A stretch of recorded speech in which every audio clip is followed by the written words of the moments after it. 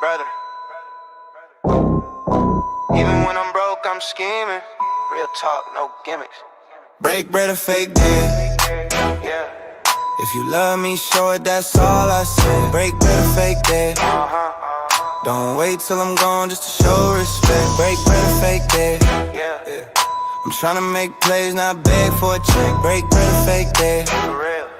If I ever looked out, don't forget that day. I ain't rich, but I move like I'm chosen. Same fit, same dream, still focused. Bill stacked, but I still thank God. Ain't complain once, I just play my odds. They see peace, but they don't see stress. They see the smile, not the pain I digest. If you my dog, then ride with intent. Don't cap love, I know what that meant. Break bread or fake dead. You know who real when it's time to spread. Break bread or fake dead.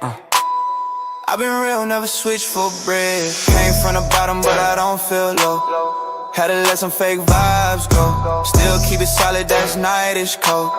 Never hate, just stick to the road. It's folks that smile but don't mean it. Love ain't love if you never seen it. I'm just saying, help me win a little. Don't wait till I'm gone to spin a red on bed. I build. But if you real, you help to feel. Break bread, that's how love spread. Night is cold, town lit. Break bread, fake dead. Yeah. I'm still grinding, watch how I tread. Break bread, fake dead. Don't show a leg when the table's fed. Break bread, fake dead. Yeah. If you with me, then mean what you said. Break bread, fake dead. I don't need much, just respect my bread. Real talk, no hate, no cap. Oakland Soul forever.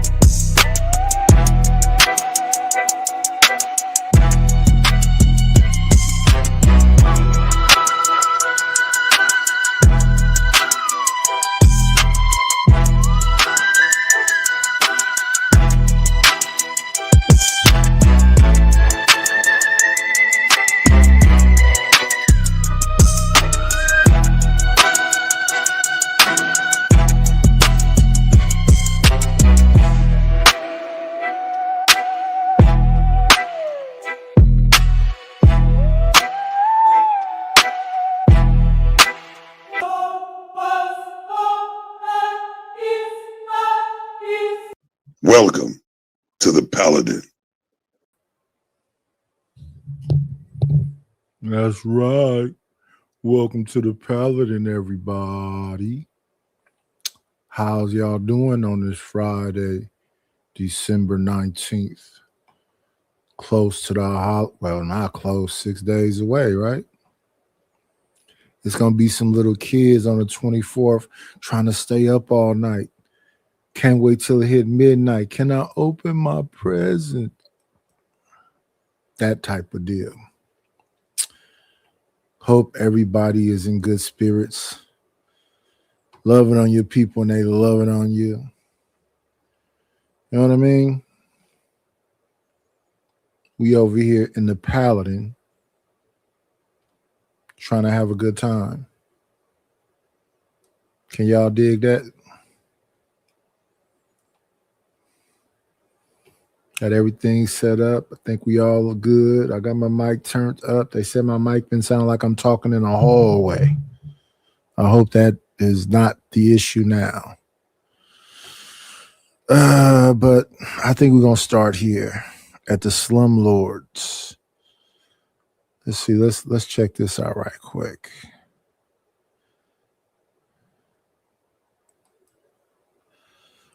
All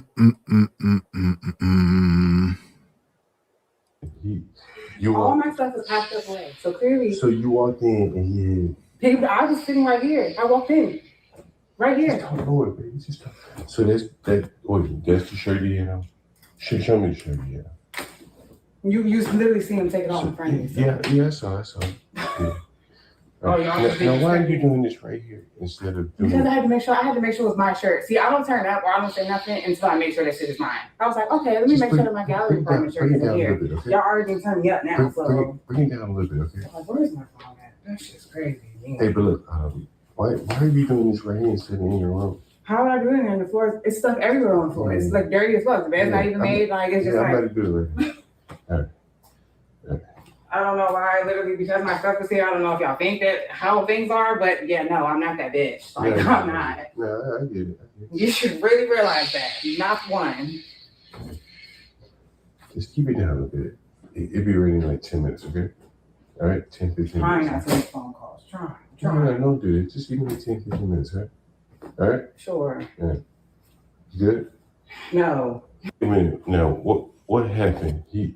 All my stuff is packed up away. So clearly. So you walked. I don't know why. I don't know why he keeps shushing. She's not finna shush. That lady is on 100. Between 1 and 10, how angry are you? 100. I've seen that person too many times in real life. I'm not that one. I'm not that one. Yeah. Shout out to whoever's in a relationship with her. Let's move forward. 6 people in the building. Please hit the like button. If you haven't subscribed to the channel, please subscribe to the channel. My beard looking a little ashy. I trimmed it down and it still look fluffed out. Took off some sides, took off some of this. Now still looks fluffed out. I don't know, man. I should have left it alone. I like the length on it. And I cut it, and I don't like it that it's short like this. This is the ugly phase again. I gotten past the ugly phase.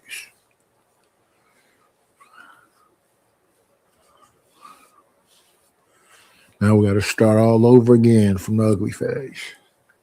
This time I'm not going to cut. I'm just going to let it grow. Then once it get where I would like it to be, then I'll mess with it. Instead of constantly cutting it when it was just perfect length.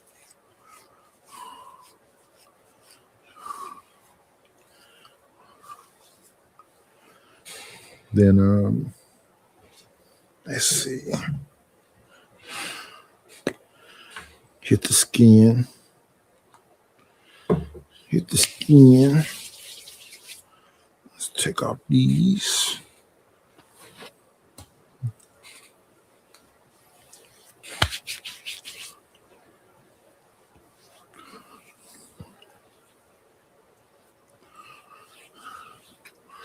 See if this makes a difference. Oil up the old face.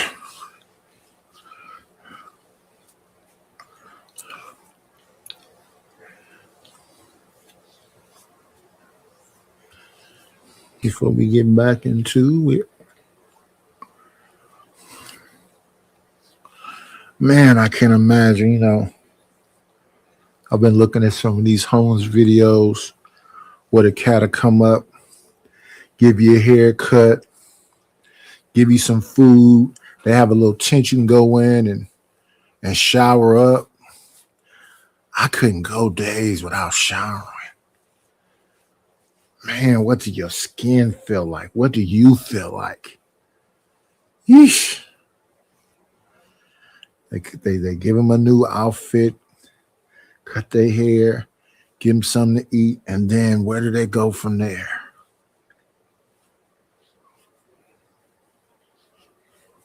Legitimately, where do they go from there?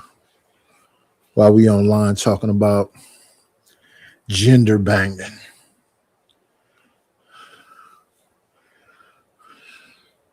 But it got to be real because they had the statistics.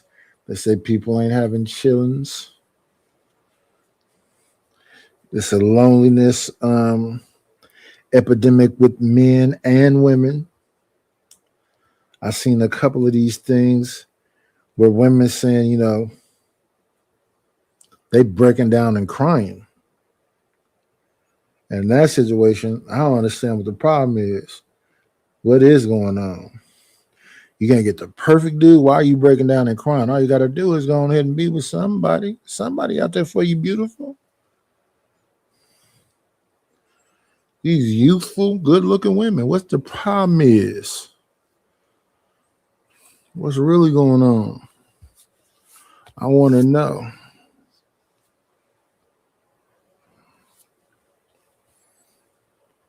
Don't look no different. I look just as ashy still. Age is a something. Aaliyah lied to us. Age ain't nothing but a number. Nope, it's something more than a number. Let's go. Let's go. Qualified black males. Well, black men fight against the effeminate men. All these fights, all these wars. To conquer any race of people, you must remove alpha male personalities. Through which you might produce soldiers. Planet. Okay, if you want to completely take over a planet, the first thing that you have to do is you have to take out the alpha males or the strong males from the planet, because the strong alpha males protect the divine feminine. Through television and films, how they are feminizing men more and more and more. You'll see men dressed up in female clothes. Following the Cain is a phallus or male energy. The two. So she kind of mentioning a psyop, but also, are we seeing it working? Our leadership is constantly questioned, right? A psychological operation, is it working? Even though you can come out as a homosexual today, I've always been seeing homosexuals ever since the 80s. Am I seeing more now than ever before? All that time I was out there, not really. It look about the same. And they are a minority, right? Or have they grown in numbers? Right? Sassy. Well, we be saying effeminate a lot. Freezy, the brothers be saying, call a nigga effeminate in a heartbeat. But, you get called sassy real quick. All of a sudden, almost 30% of us is homosexual, et cetera, et cetera, et cetera. Is this psyop working? Did they plan work? Did they move us out of leadership? Are men today more effeminate than ever? Or is that bullshit and propaganda? Go ahead, Ella, what you think? I don't think it's a tough one because I think than ever Probably, but it's not necessarily because they're gay. Yeah. You know what I'm saying? It's more effeminate in reaction, effeminate in approach, effeminate in lifestyle, effeminate in being so obsessed with your looks, effeminate in Now that I could agree with. That I could agree. Not necessarily gay, but overly emotional. Yes, this is higher than it's ever been. The 80s and the 90s, cats barely talked. You go around the homies, maybe smoke, drink, look at movies, but it wasn't all this like, oh, let me tell you this, blah, blah, blah, blah, blah, blah, blah, blah. Nah. Nowadays, yeah, I had to literally learn how to get back to talking again when I got on YouTube, because I had gotten, like, even with my wife, we spoke to each other, we exchanged kindries, you know, but it wasn't no like long drawn out conversations about nothing. We got to do X, Y, and Z. Okay, let me put that on the calendar. You know what I'm saying? When to get closer to the day, remind me, but nothing long and drawn out. Never that much talking with me. Even with my kids, it was kind of like X, Y, and Z, and bam. I remember when I was going back to school in like 2007, while I was in school, my kid needed to be in the childcare for that little time I was taking my classes. They say when my wife used to drop him off, he used to have a fit and grab on her and wouldn't let her go and whatever else. And then when I drop him off, he'd say, bye, Dad, and just go in there and sit down. They say it's really weird when they used to look at it. Yeah, it's a different time. Yeah, guys got a whole lot of conversation they want to have with you. dress. You know what I mean? Just more acquiescent to a woman. In that case, give me 1 second. 1 second. We got a guest in the building. Let's bring this individual up. Here we go. I done moved everything around. Come on in. Plan, it's always a treat when players leave. Judge. What up, Lord Eddie?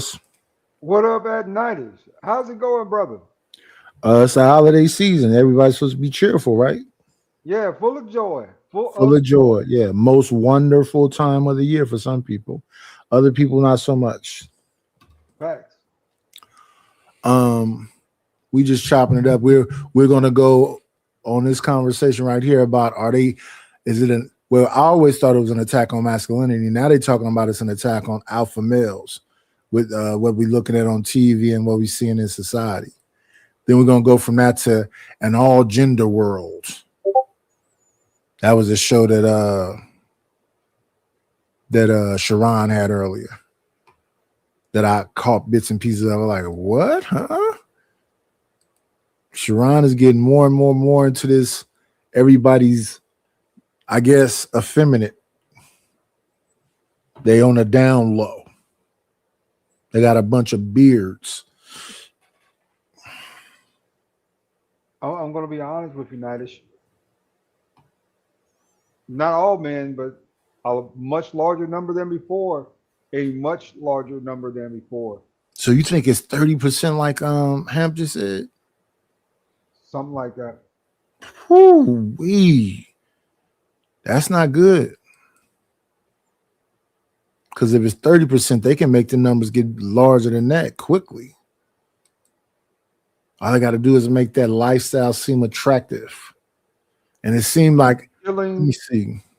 You're dealing with a group of broken men who grew up in single mother households in most cases, in a lot of cases, and a lot of men who were underdeveloped in their manhood training, right, and exercise on how to protect their boundaries in their heads.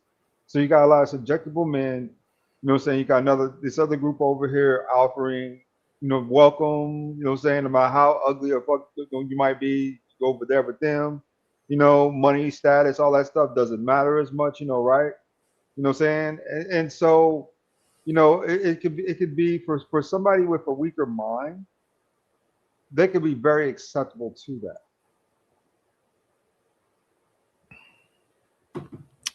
Let's see. Let's listen to the philosophical people have a breakdown about it. What's going on with you, Savage? What's up, TK? Thank you, Amanaz, for being first again. Amanaz is always the first one to get here. Let's see. Absolutely. I can't say it's just strictly just because a bunch of them are gay. I think they have gay influences. I think they're being influenced by I don't know what word to say these days, but I don't know if they're influenced by people of, other sexual orientation. I think they're influencing a lot of the fashion. I think they're influenced, and I think they always was. I think this generation of young men are more open to suggestion from other sexual communities more so than men of our past. Like that whole. I don't even interact with gay folks to the point where I'm thinking I need queer eye for a straight guy to help me dress. I've been wearing the same crap my whole life. It's to the point nowadays, especially here in Atlanta, you never really know. You never really truly know about these brothers down here. Well, I saw Saint the Center out in Atlanta with a what they call them poster boards that was saying "Make America Straight Again," and the OG came up to him on a 10-speed and say, "Hey, brother, I want you to know this is not Atlanta. These people is transplants. I'm born and raised in Atlanta. I'm like third or fourth generation. These he didn't call them. What he called them? He had a funny way of calling them gay, but he said, yeah, these people is transplants. They're not from here." He said that's why when you show that, he said that's why when you showed them that sign talking about making straight again, it was like, because they all gay. And as many people as he was showing that sign to that was doing that, that means that a lot of people in your city is gay then, brother. Transplant or not. You in Georgia? Yeah. I was here before it became the mecca for LGBTQ. So when I got here in 2008, 2009, Atlanta was a far different city, man. Far different city. A whole lot more fun. 2008, 2009, you said? Yeah. I just left Bahrain, came to Atlanta. Oh, Bahrain. Oh, yeah, you're a military dude. Yeah, okay. Yeah. So when I got here, man, this city was far different than it is now. I mean, it was a lot more fun, a lot more kind of nightlife.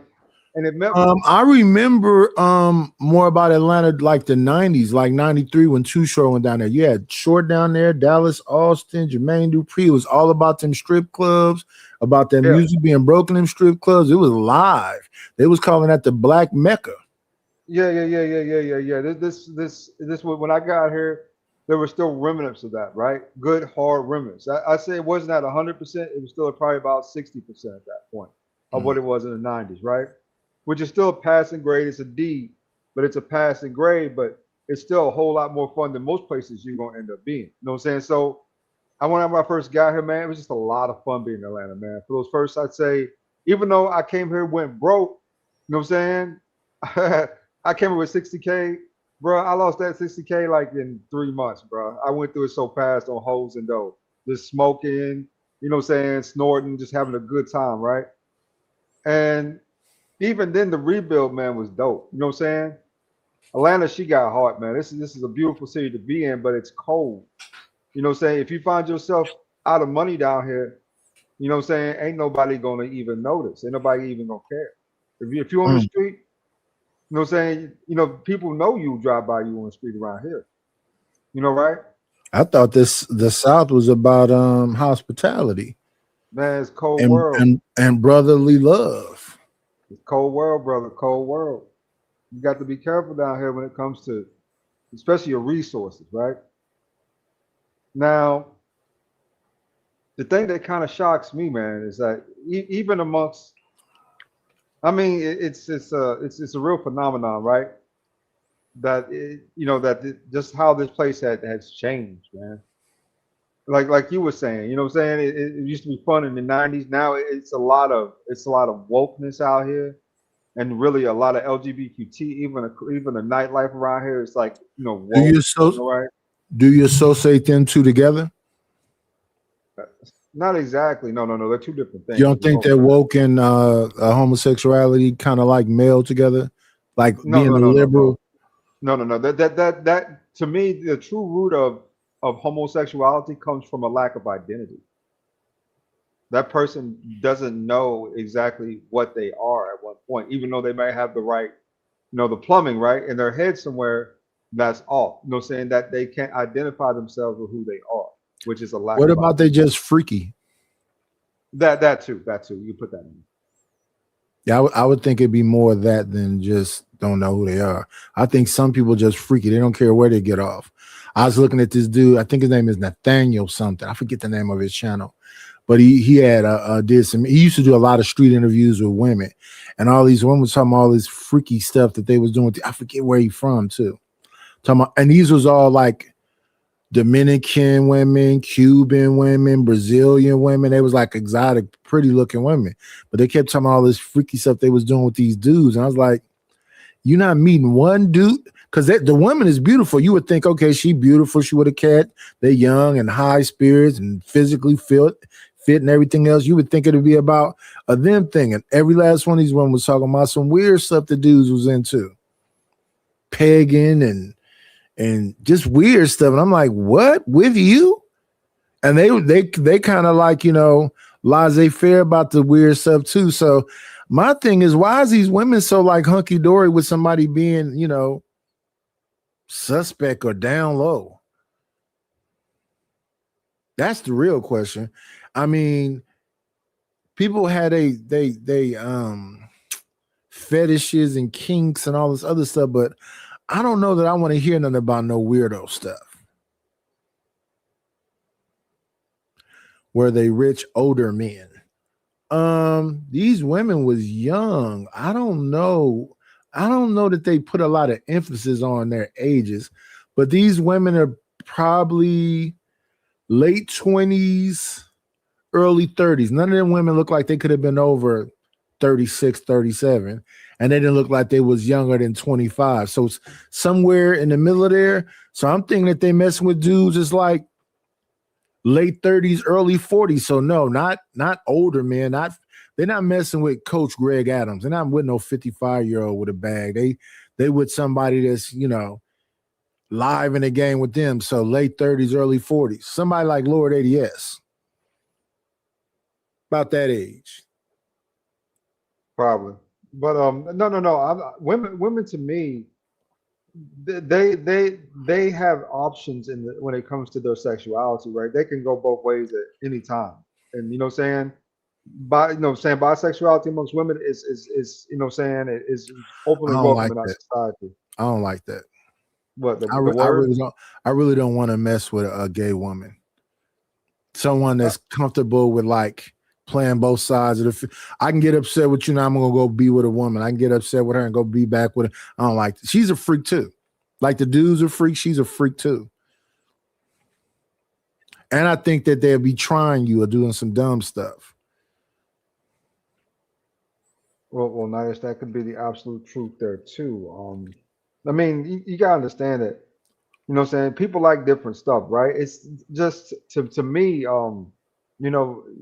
they had a thing around here like in Atlanta, right? With these I don't even want to go into it, but it's something I read online, right? About these, it was disgusting. But it's just how it works down here, right? And I think that most women, like I said, since they're sexually ambiguous, I think that's the best way to put it. In a lot of cases, most women are sexually ambiguous. Yeah, I don't like that ambiguity. Yeah. But to them, that they perceive it differently. Right? In their heads, I understand they perceive it differently, and I can tell by the way they talk about it. I may have did something fun in college with somebody, but I didn't do this. But you flirted with it, which means that you can come back to that at some point.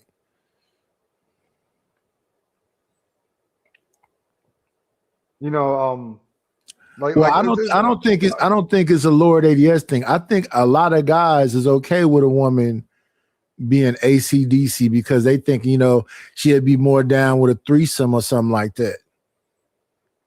There you go. So they look at women messing with women as like a party starter. Because at some point they're gonna want to be penetrated. So let them lap up on each other and see where it goes. Yeah, somebody got to be there to do the dirty work. You know what I'm saying? Somebody got to do it. But like I said, man, but there's a lot of that going around here, right? They even had like articles about certain aspects of that, and what they were finding out is that there was just so many around in Atlanta in general, right? I mean, we're talking about condensed population. You know what I'm saying? They got neighborhoods, all that stuff now, man. Where they kind of be at. You know, Piedmont Park, that's a party hub for them. You know what I'm saying? That's their park. So it makes me wonder when I see that the vast majority of them ain't Latin, they ain't white, they black. That's disturbing to me. That makes me feel like, you know what I'm saying, we're trying to extinguish the race, right? That there's such a high number of those. Think we already there? Think we at the event horizon? It's super quick. The way we're going right now, because this is why we're working into that's at 30 to 40%, you know what I'm saying, rainbow, right? What happens to the generation after that? What if they 50 to 60%? Well, if it's 30% like that and people are not getting together or reproducing and young people not doing it, yes, the black hole most powerful point is the event horizon. So I'm thinking that's where we at right now. Because I'm just looking at the attitudes of the people that I've been listening to online. When I look out on the street, people are dating still. I don't see this big these young folks, and even if they're not in a serious relationship, they banging. The banging has not stopped. Who they banging, when they banging, how they banging may be different. It's probably more fluidity with the drugs too. But yeah, they banging out here. I just don't think they willing to be serious. But it's a lot of young alcoholics, I didn't know people still drinking lean, but lean sippers, Adderall takers, Xanny takers, Percocet the drugs and the sex is out of control right now. Completely out of control. So it's almost like the 70s. It's like people are like hippie mentally. They like hippies. Anything goes, laissez-faire.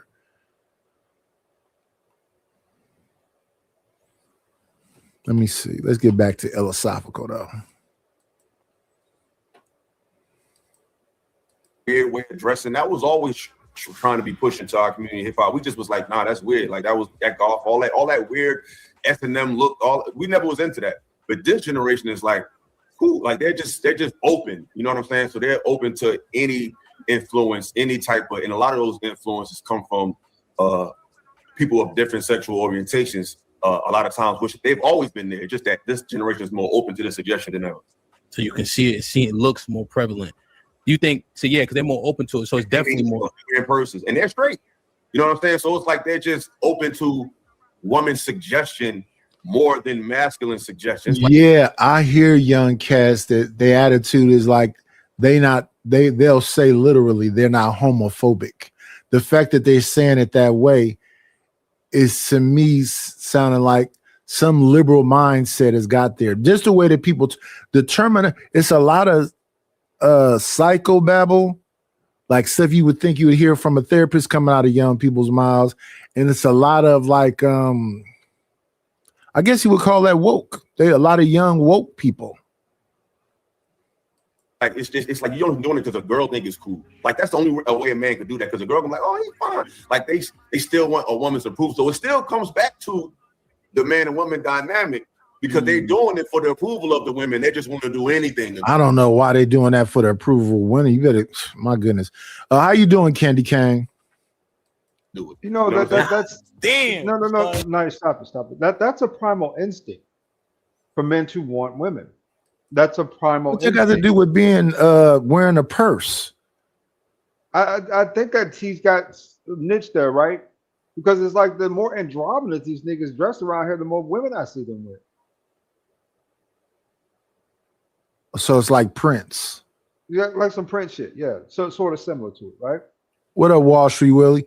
I was telling somebody the other day, listen, your grandfather was into that androgyny shit too. If you go back and look at some of them records from the 70s and 80s, Dr. Dre was in a damn satin, looked like pajamas and had eyeshadow and all kind of stuff on. Egyptian Lover, Prince, the whole revolution, Andre Simone, all of them had processed hair and skin tight jeans and halter tops. It was weird. Now at the time when it was a lot of record, the 33s they used to sell, they had the album covers, right? Looking at them album covers was a trip back in the day. I don't care if it was Ohio Players, Parliament Funkadelic, LTD, Commodores, all of them was in some you leave the Ohio Players alone, Nightish. You leave them alone. Are you yeah, they clothes with skin tight. You and me, bruh. You leave the Ohio Ecstasy, Players Roller alone. Coaster, yeah, all of that. Yeah. It was real. I mean, but everybody from that era, everybody. Even when Isaac Hayes was walking around with that chain as a vest chain. I mean, a chain vest, bare-chested chain vest. That was a sign of, now walking around bare-chested to me has always been a sign of a man's savagery versus his feminine spirit. Shit. Did you see the Barcades? Nightish, that was the best fashion. Did you see? No, the music was phenomenal. But did you see Switch? The older DeBarge brothers, Bobby DeBarge and them. They had platform shoes on. Marvin Gaye had on platform shoes. That was the style. You got to understand. They weren't thinking about. Oh, so you okay with dudes? So you okay with dudes wearing purses and? Not all, but we're taking the context of the time. Things were much more innocent in the 70s and the 80s. It's the 90s that got the freak off going. Bullshit. You talking about after Vietnam when people was coming over here having to take damn morphine because they had heroin addiction? But it still wasn't as sexually. It was super sexual. You talking about Woodstock and all of that other stuff. People was freaking all outside. You had groupies trying to get behind stage, sleeping with roadies. It's always been freaky deaky. Hey, Sugar Bum. What up, Wall Street Willie? It's always been freaky deaky. So you had some innocence?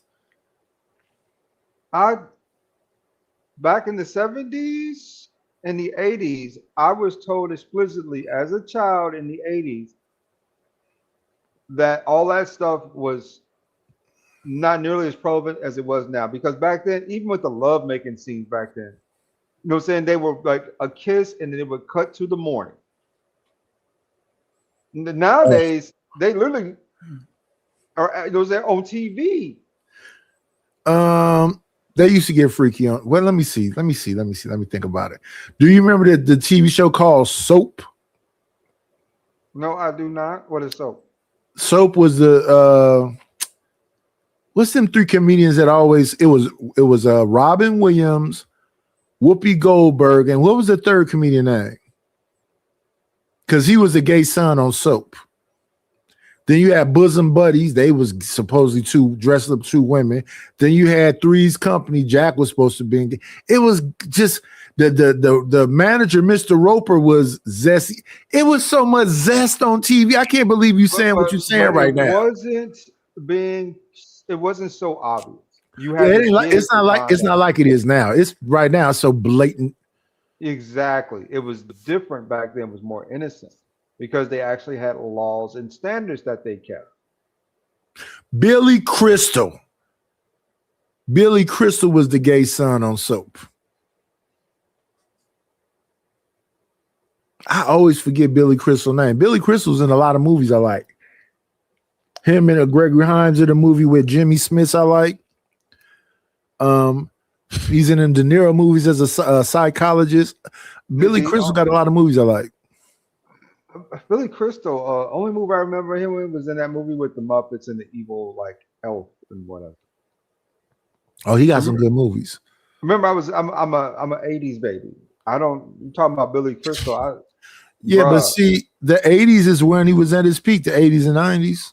Yeah, I was too young to care. I've been looking at these damn these AI things. They got this creepy ass one where the people lay down in the coffin. Who the fuck made that? But I just got through seeing Lynn Whitfield, Felicia Rashad from A Child all the way up.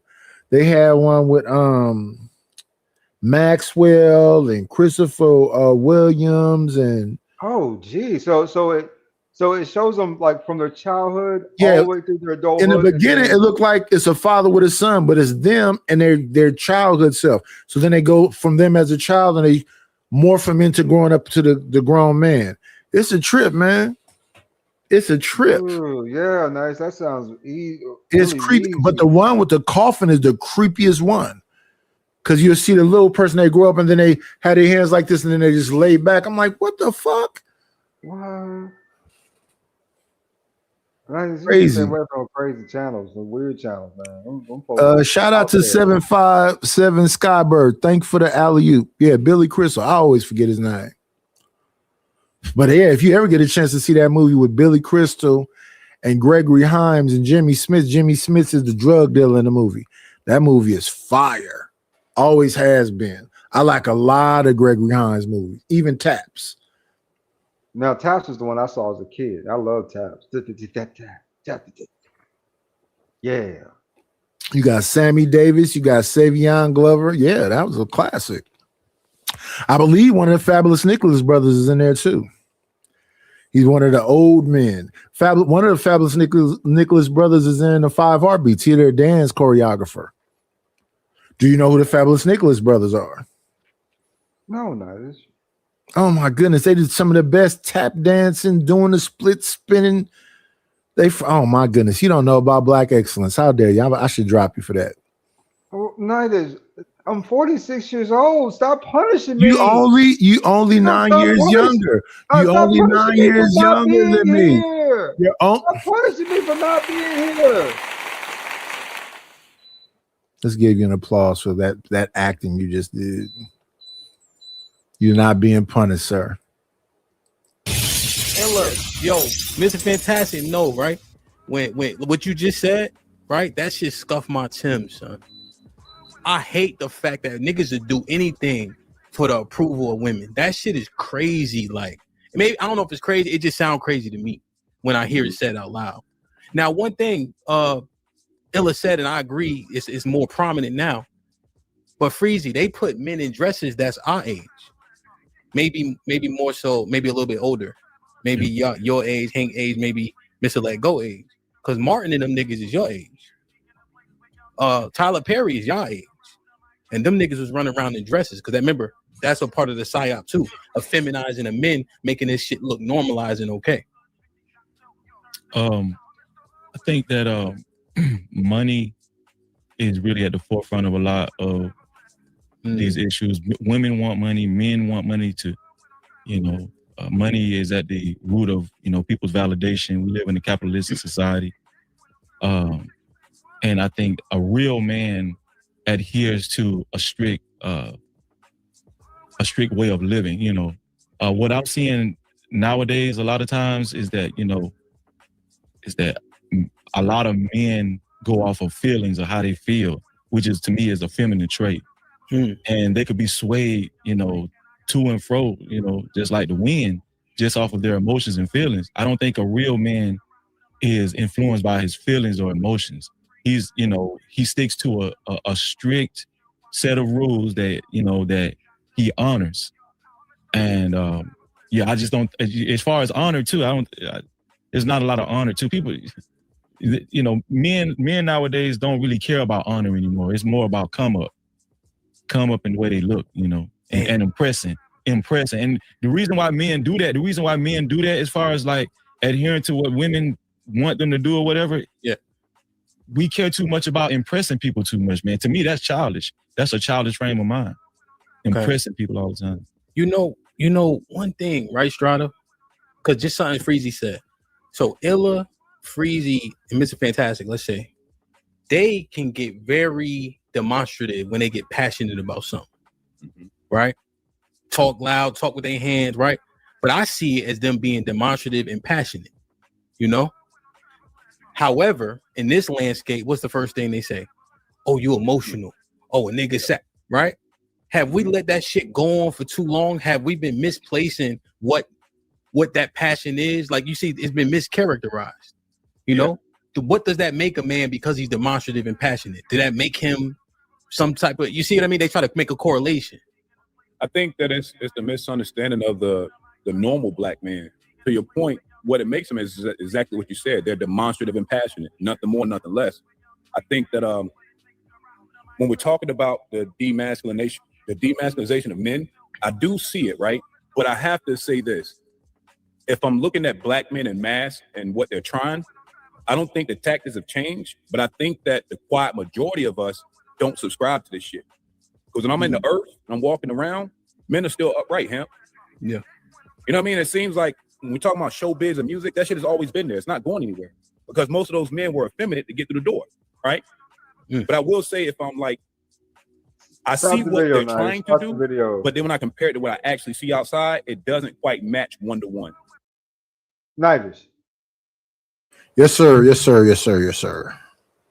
The part that's missing out of this argument is that they don't understand that standing on your morals and laurels when in Hollywood, where demands a certain amount of money, you can you can lose everything. And a lot of brothers ain't want to lose everything. So then you willing to give up ass in order to keep the contract?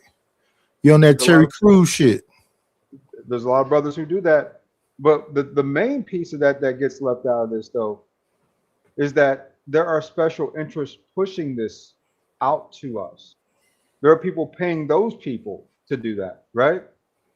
That's the part we're missing. You know what I'm saying? It ain't just for clout. It ain't just so they can get other roles. They can get that from minor roles.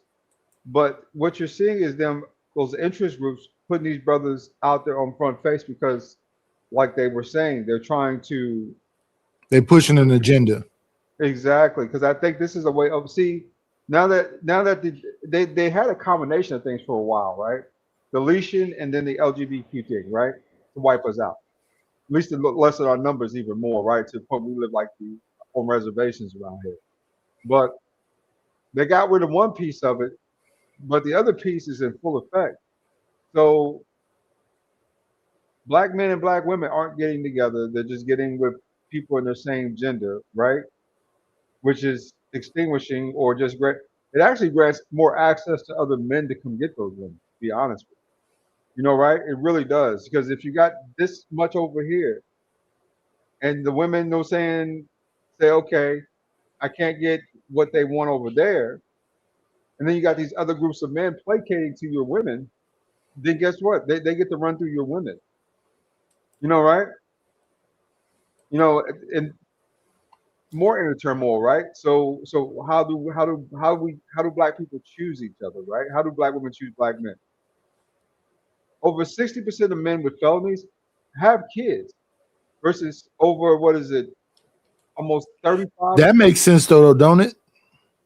It doesn't really, no. Yeah, because a lot of people look at those felons and whatever else as, you know, the alpha male, that they think that that's what masculinity is.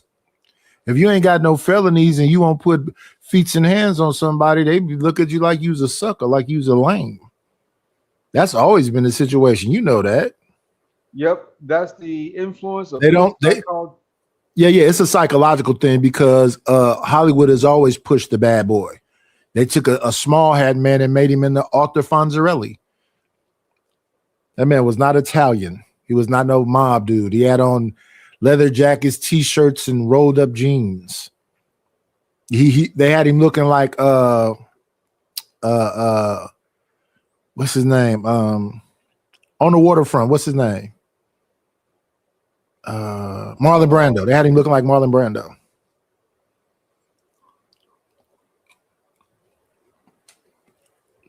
Brando was the first one I saw dressed like that. Yeah. But what it didn't argue. Or the Bowery Boys. You had the influence of the music, which outweighed seems like everything out of all the stuff that we've been, the music that we incorporate subliminally has stuck with us for almost 40 years. You know, right? The media. You don't think it would have been effective without the music? Not without the Bad Boy. No, Did the Bad Boy need the music to go with it? Nice. Without the music, this don't go. Not just with the movie, with the TV show. Without the music, this don't go. I don't know. If anything, what that does, if you got bad, I hate to say it, but bad media in the black community, if it's nothing but bad media, it just makes people weaker, right? And they tend to go out and want to integrate more into society. So, but that's a whole nother class, right? A whole nother conversation. But yeah, besides that, I mean, look at the brainwashing we've been through. You know what I'm saying? We champion the thug as a hero in our community. The guy who can't stay out of prison, a hero in our community, right? Yeah. Versus the guy who goes to work every day, works a 9 to 5, and keeps the city services going so you can still flush your toilets, you know, right? We consider him, you know what I'm saying, almost equivalent. Or actually, I think they put the homeless man before they put the working man in today's society. That's unfortunate, but that man got to value himself more. He has a level of intellect, and he should know better. The fact that you have such a brilliant, I have a cousin like that, and I'm not going to put him on blast. So smart, work out all the time, and just be tricking. Like it's the thing to do. I could never understand it. But then again, I look weird in too because I just can't do it. So it's breaking bread to break bread. It's a socially awkward thing. That's what it really comes down to. Socially awkwardness, right? You can have everything, all the tangibles, but if you don't got a mouthpiece in the black community, because it's not run by character, it's run by charm and charisma, right? So if you got enough talent, charm, and charisma, you can get anybody's attention or conversation with anybody. But if you don't have those certain things to that sounds like the women run it. That's what it is. You hit that on the nail. But you know what I'm saying? It's a matriarchy. Yeah. So if you can't convince her to give you something she already want to give you, that's ridiculous. But it is what it is. Am I making sense? Yes, you're making sense. The only thing I say, and it's not even a retort or anything, is just that they are more popular than the men walking around day to day, keeping the world alive. You know, that part. So I guess the propaganda, seems to be overrunning the everyday brother. Facts. Coupled with all of us got to make 100,000 to get access to a woman all of a sudden. Mm-hmm. You know what I'm saying? Go ahead, talk your shit. Yeah, I think that's the part that we're going to have to reconcile with, is that the life of the average upright black man can't be sensationalized because it's a life of consistency, right? And most of these fellas, they're upright, but they're real silent. Those that know them value them, right? First number in their contacts. But to the world, they don't know quite how to monetize the upright black man yet. Because it wouldn't make sense, the propaganda that's led to here. Damn, that's good. That's good. Heard up. Did you want to add to that, Illa? I gotta. No, that was heavy, like, because it's true. You know what I'm saying? Like they can't monetize it. You know what I'm saying? Because in that, if they allow that, it will expose their true intention, which is to not have you have that. Because if they allow you, if that man is promoted, that man will become the man.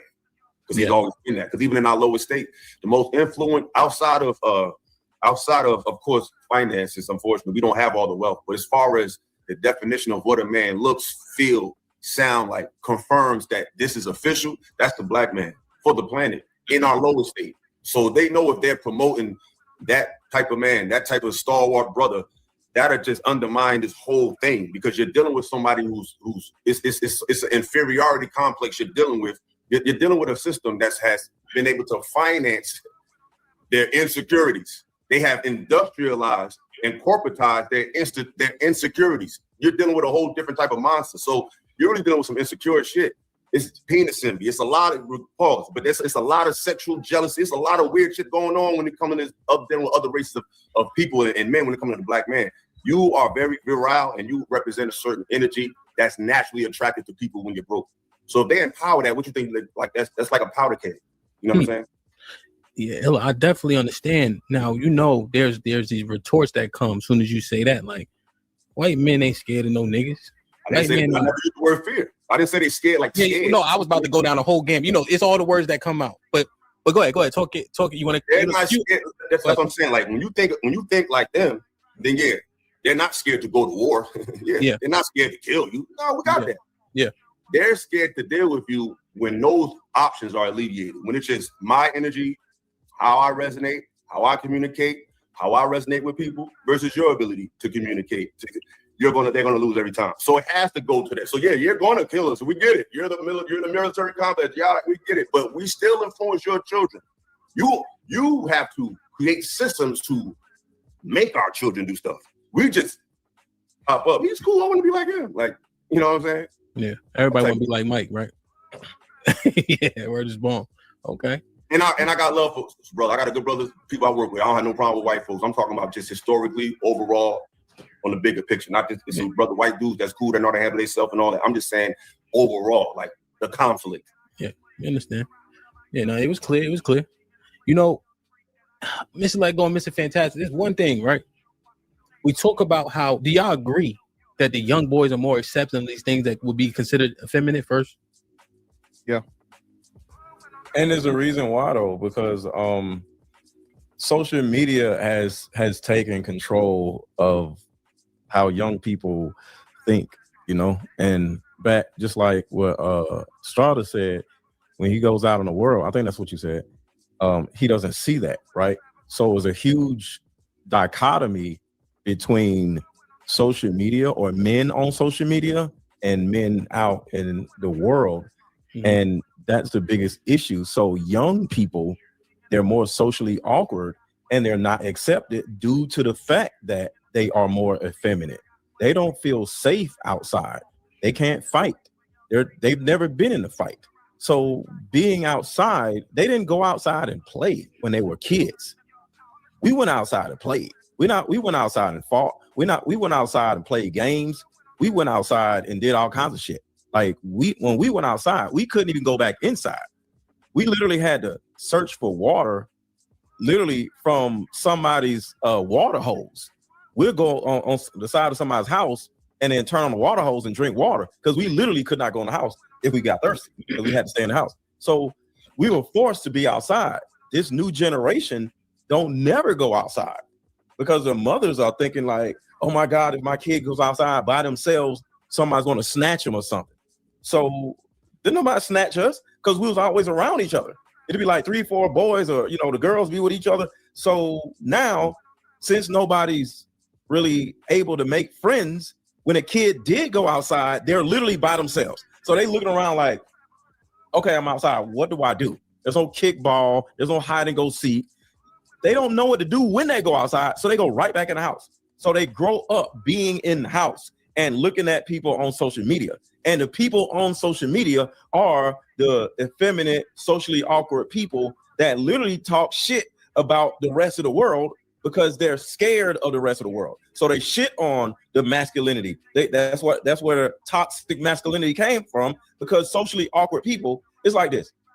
If you don't like something, you're going to demonize it. So the people on social media demonize everything that's outside to make outside not something somebody wants to see. Is it fantastic? Yeah, social media is a small contingent of it. I mean, this is literally being taught in schools. We're having to fight schools about, you know, what is a woman, what is a man, right? So I think social media is not even secondary to the influence. I will say this about outside, because I used to be outside always too, because it's a fact. You couldn't run in and outside the house, so you had to be outside. And you definitely don't drink up out of a water hose.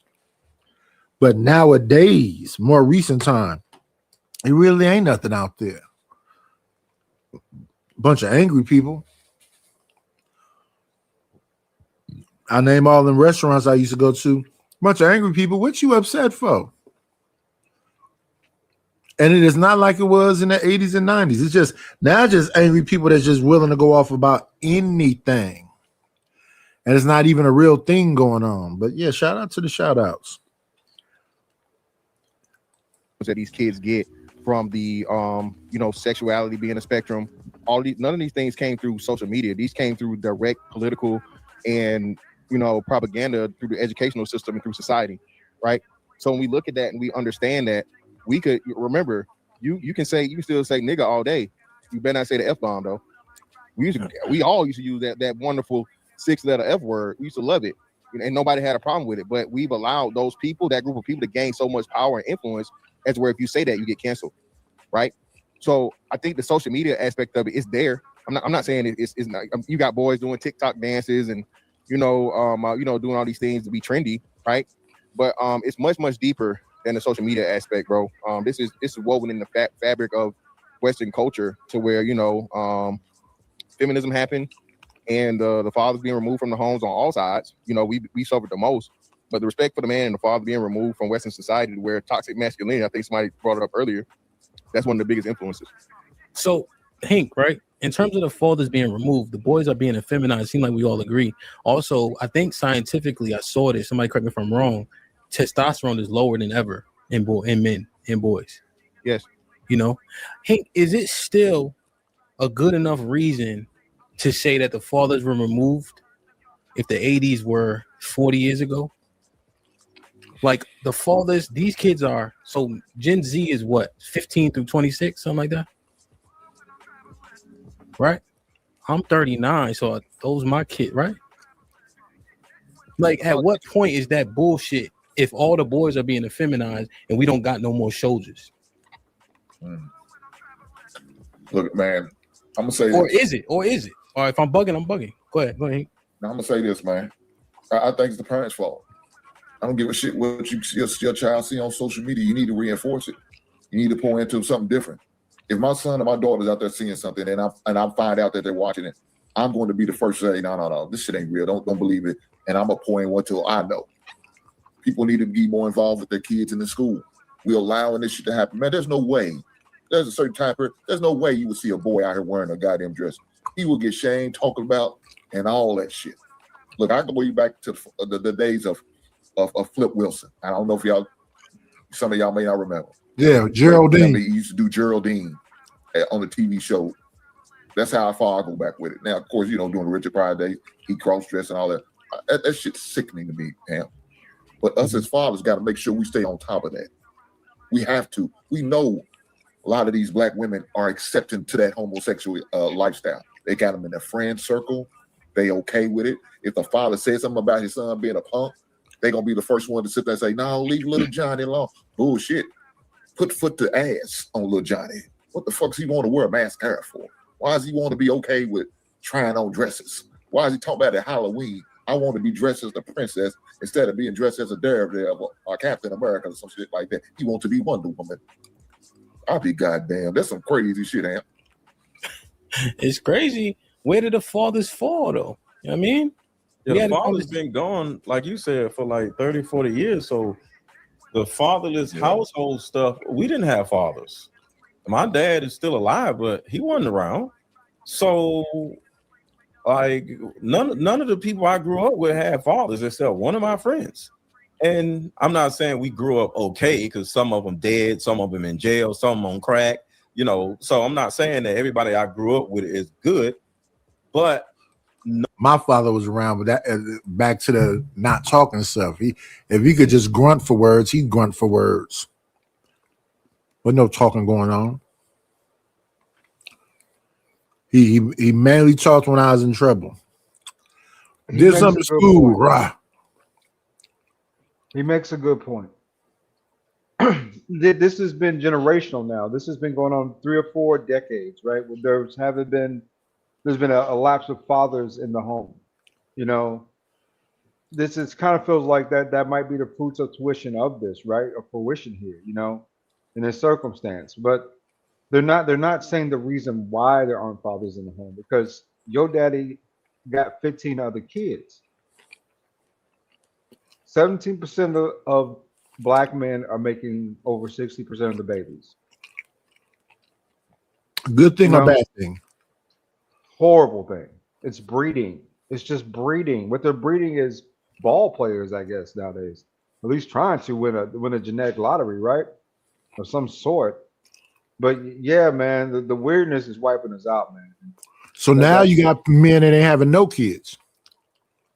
That's a larger percentage than ever. Because remember, 43% of all So men. was the dude having 15 kids all that bad, or is it the men that ain't having no kids is really bad? The man who has no kids, to me, due to selective breeding, is in the worst position. Because it's not because of his hard work and determination, not because of his ethnics, not because of how he thinks or how he moves. It's because he doesn't have the key core functions, right? You gotta be over 6 foot tall. The vast majority of black men are 5'6", 5'7". You gotta make sure dudes is having a hard time getting women. You gotta make over 100K. I don't think broke dudes is having a hard time getting women. But those are the brothers that are being left out of these policies now. And you can say what you want, but that speaks volumes to what I'm seeing. You know, that's what I actually see out here. Those brothers be in groups of brothers. And that's for a reason, really. So what it looks like is the JPs of the world is going to populate the place. Because they're going to keep having them 15 kids by a bunch of women. And all you intellectual brothers going to be philosophical and not have no kids at all. I wouldn't say that. You know, for me, intelligent people, college educated people end up having a only child or two. Or three, depending on who you're dealing with. Rarely three. Well, that equates to Nightish that I got one out the way and I got one to go. So stop giving me a hard time about that. But I'm just saying. No, I'm not giving you a hard time. You'll have idiocracy in real life. You have a bunch of unintelligent people breaking into your house. I'm just saying that I don't have issues getting women if I'm just specifically looking at women in general. It's the type of women I like that are difficult to get. And I know that. I understood that, right? When I had this preference, I understood that these women were not going to be simple, right? So that's the quota there. I can get in the door. I can even get to the first and second. You know how many chicks I hit this year, Nightish? 2-3 times, and just like the thing is over. But you say you don't like to be tied down. You like to move around. Not necessarily. Nowadays, I'm starting to see there's safety in monogamy. A lot more safety in monogamy than we first thought. You know, right? Especially out here in these streets. So, you know, that make sure that the N word is, you know, saying leave that on the table, because that is potentially a possibility, right? Because like I said, it's too many. Do you know how many people out here got STIs at 90s? We talking about the herb dirt. We talking about the mother load. A lot of people I'm hearing. Yeah, find you somebody clean and get off to the side of the road. That's not what we're doing, though. Everybody trying to make a party go on forever. They don't want to say, hey, I'm old. It's time for me to calm down. Nope. Coach Greg Adams is 50-something still talking about partying and vacationing. But that's for his channel, though. I don't think Greg Adams is really like that. Just you listen to you talk about a little bit of Urkel. Have you listened to him? I listen to him a little bit, but not a lot. Yeah, I can't listen to none of these people too long because they'll start contradicting themselves. Even in that debate he had, he said he think marriage is a great thing. He not trying to get married though. So how do you think it's great and you not wanting to do it? I mean, Andrew kind of ate him up on that, though. Really. And No, he then lost tried that. Andrew lost that debate. No. Andrew won that debate. Hands down, he lost it. He won that debate, bro. That was a good debate. He won that one. The principles of marriage. See, but that's the problem in the BC. No, see, that's can't pie in the distinguish sky what their mentality. marriage life Real is like life, in real life, versus man is getting our toward marriage life is like. See, their marriage life is different from our marriage life. It's much more peaceful No, it's not. and harmonious. The manosphere was white folks at first, crying about their women. And then O'Shea and them left from over there because they found out a bunch of them was Klan members.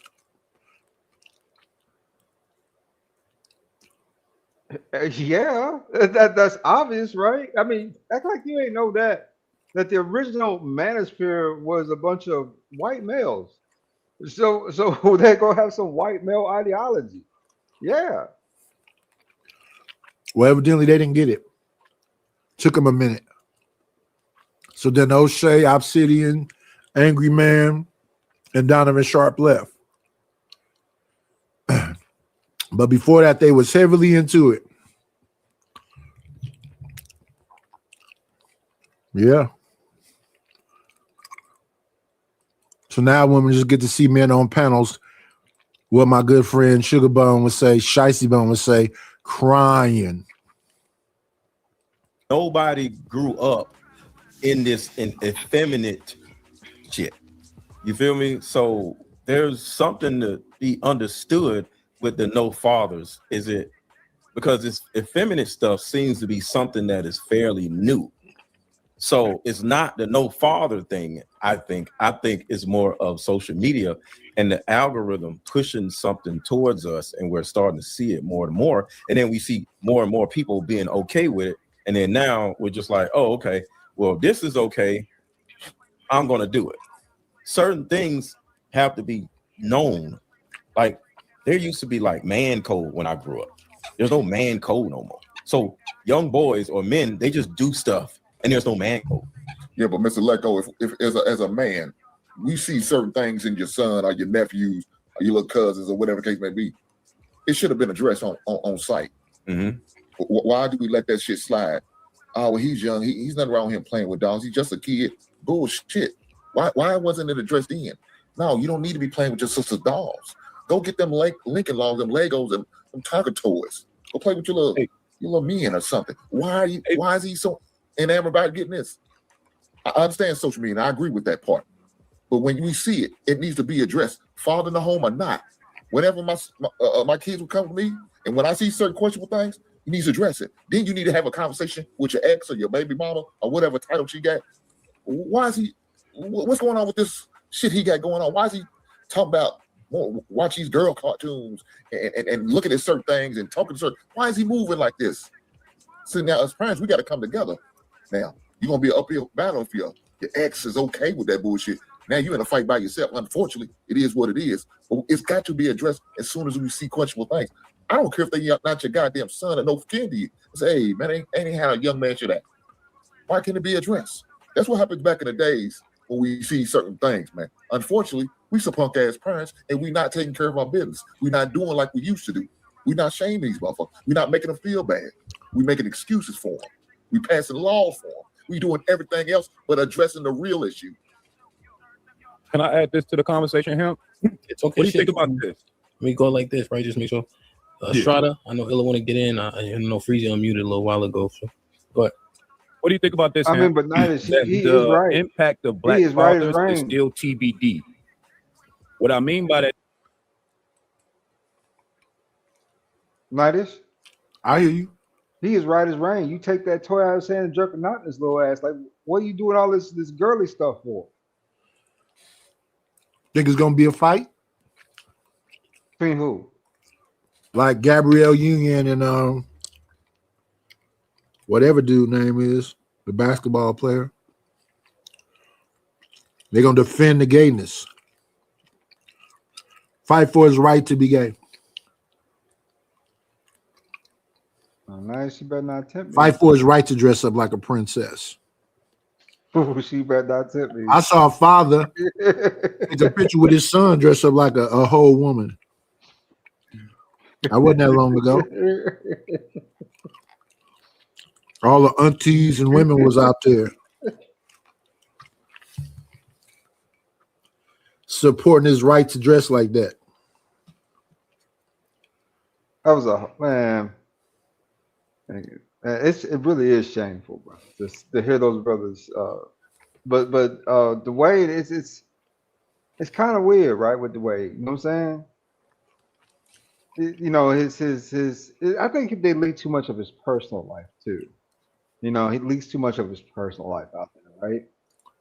I mean, yeah, him and Gabrielle Union are married, but boy, he put her ass on a 50-50. A 50-50. She rich, ain't she? Yeah. So how come she can't help? Yeah. How's a 50-50 going? Yeah, Dwayne Wade. Thank you, Myrie. How's that gonna hurt you? So let me understand this. You went and got you a bachelor's degree, a PhD, and whatever else, and now we dating, and you want, let me see, I got a clip for that. You want the Heavy D video. Where is it at? I didn't play this thing enough. People should know about now. You want... Girl, all I know is what's mine is mine, and what's his is mine. Okay. You want that kind of hookup. Yeah. You know And then a dude think that his masculinity is tied to how much he'll pay for. I better be paying for the majority of stuff or I ain't a man. No, Nightish.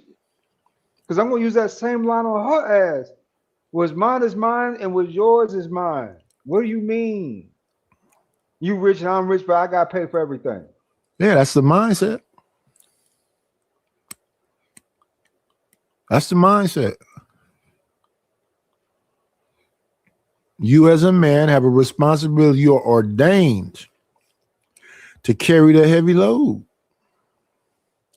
You're supposed to put her in a position where she could be in her soft girl era. And she can be, as long as she give me access to her account. She can be in her soft girl era like never before. In my loving arms. But she gonna pay for some shit. Okay? Why am I letting you lay up all day and do nothing while I bust my ass? Because everybody told you that's what it's supposed to be. We ain't got no kids. Society and your aunties and these other women told you that's how it's supposed to be. But it's a bunch of men that'll tell you that too. This is what you're supposed to do. So I'm gonna leave my nice, pretty young wife at the house. I mean, I work from home already, right? But you know, I'm gonna let her just roam and do whatever she pleases during the day, because we ain't got no kids. What she got to do around here? Wash a couple dishes, maybe a load of clothes, maybe vacuum the living room the whole day. Maybe she might hire somebody to do that. There you go. That too. But yeah, she got lazy ass to go do something too.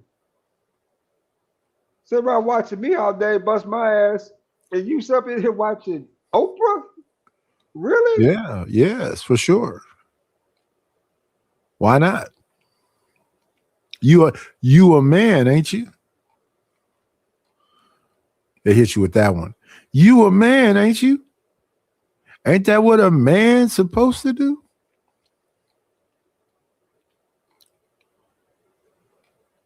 You never heard them? You never heard it like that before? That's a new thing. I ain't never heard that before. That's new to me. Shit. Really? Is that the new shit though? I don't think that's new. I think that's been said a lot. What a man's supposed to do. Let me see. That's a song. Barry White said that in Secret Garden. I will do all the things a man's supposed to do. Yeah, yeah. All they need is one man to say it so it can be repeated.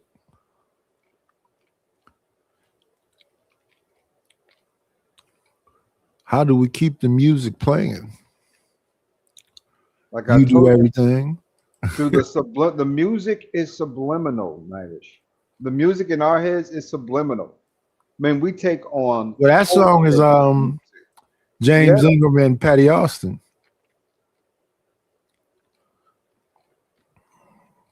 Secret Garden? No, how do we keep the music playing? How do we make it last? That one. That's old school. Maybe it's too old for you. Because you keep trying to say you young or some shit. Stop blaming me for not being. I'm not blaming you for nothing. I thought you knew music. You don't know who James Ingram or Patty Austin is? That's crazy. I heard of James Ingram as a kid and Patty Austin as a kid. So like I said, my mom had a lot of those like records. Like back in the day, I remember she had like all the cassette tapes. Then she had all like the CD, like the CDs. So now you're trying to make a 9-year age difference make me seem like I'm an old ass man. 10 years is a long time, man. I'm only 9 years older, brother. I don't know why you keep trying to make me into something I'm not. And 10 years is not a long time. So you're saying that a 35-year-old should mess with a 25-year-old? No, that's consenting adults. That's a whole different conversation. I'm not saying that, Nightish. I'm just saying I'm not as well vested as you are. That's all I'm saying. I mean, you know this stuff inside and out. I do not know this stuff inside and out. I grew up on the records, the CDs, the music, and I'm grateful to the good heavenly being that played my house more than R&B or rap. Because after that, I didn't grow up on R&B, nor I did grow up on rap. I barely could keep up with that stuff. I was into my thing. You know what I'm saying? My people were funkadelic type people. They like funky stuff. You know what I'm saying? So I end up listening to that all day instead of the other stuff. And I think it did something to my head.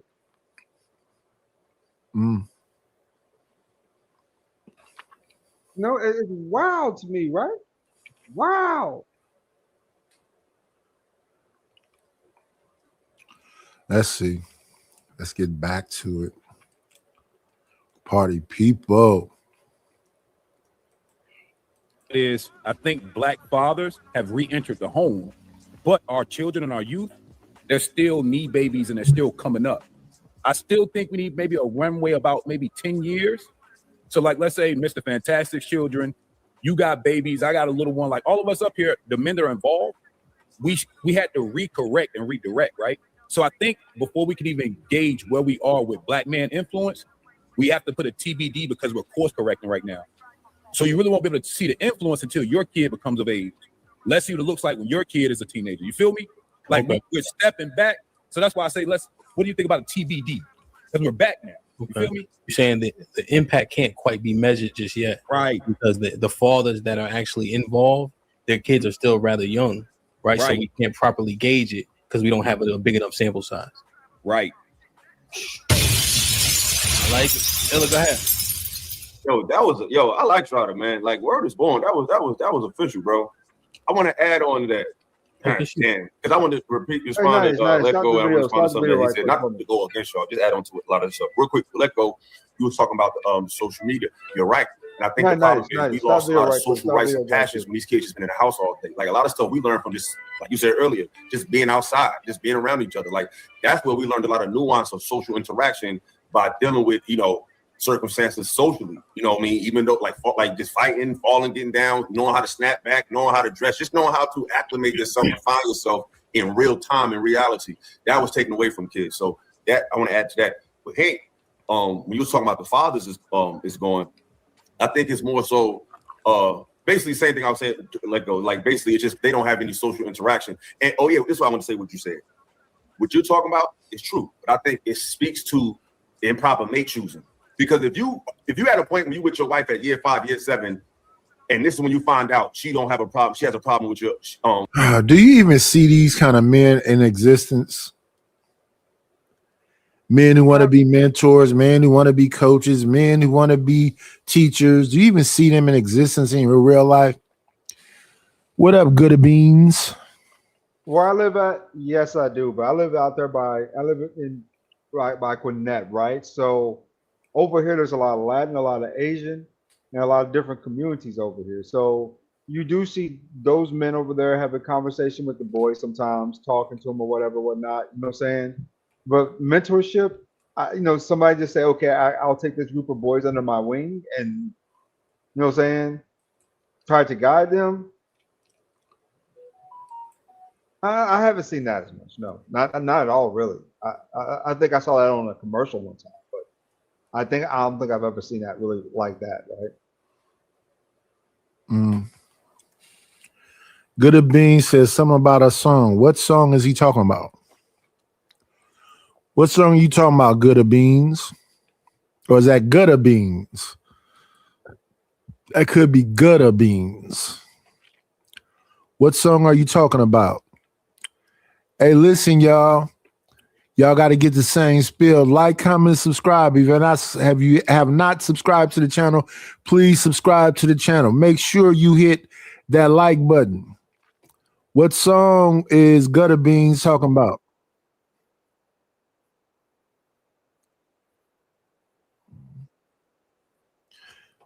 What song are you talking about?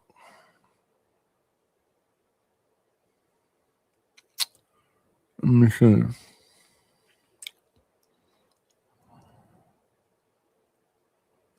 It's in the chat.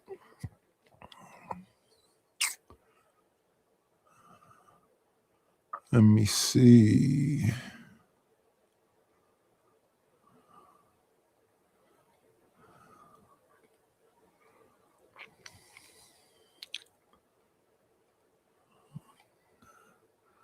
Okay, we all the way at the top. I see TK, Candy Cane, Wall Street Willie, Ills, Bassini, Sugar Bum, Almond Chalk, TK, My Read,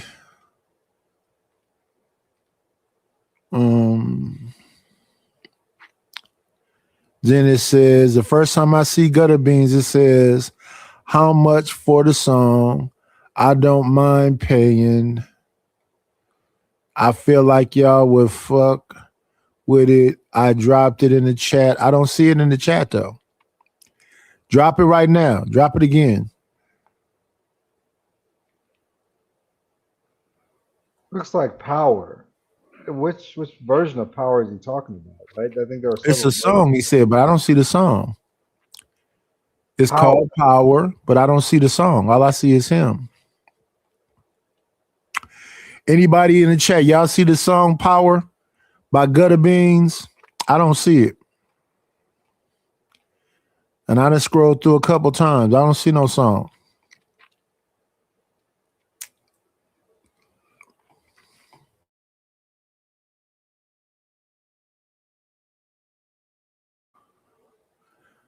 But let's see. I got a song if you want to hear a song.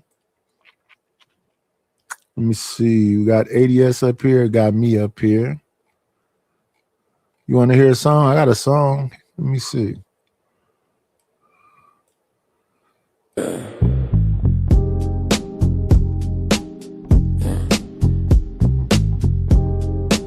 This ain't a party record.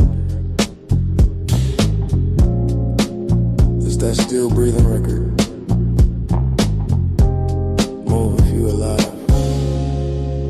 It's the rhythm it take to dance through what we gotta live through. Every step heavy, every move bruised. Still standing, still swinging, still here too. It's the rhythm it take to dance through what we gotta live through. Ain't no joy without scars in view. We don't dance for fun, we dance for proof. Roll back the rug, make space for survival. Floor full of trauma, feet still tribal. Mama said stay in, danger outside. Danger moved in, sat next to pride. Bills on the table, grief in the sink. Phone full of names I don't hear ring. We don't sneak out just to feel cool. We step out cause the walls feel cruel. Every block hum like a war drum. Every heartbeat say don't run. If I move stiff I break. If I move loose I live. That's the give and take. No chandeliers, just ceilings caving. No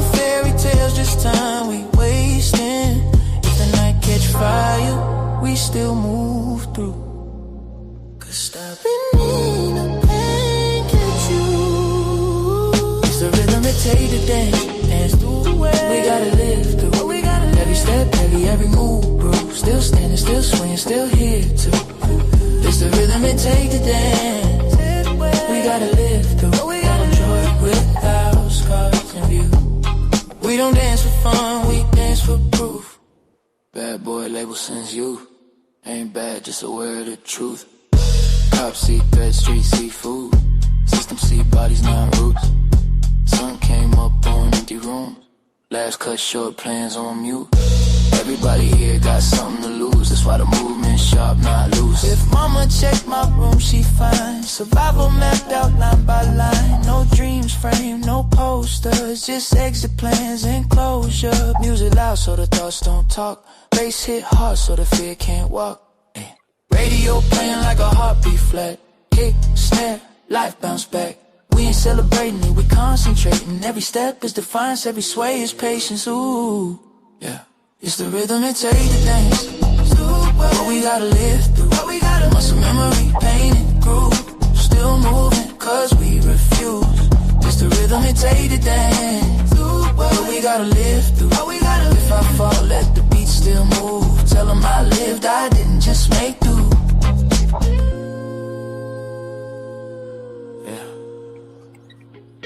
This ain't joy.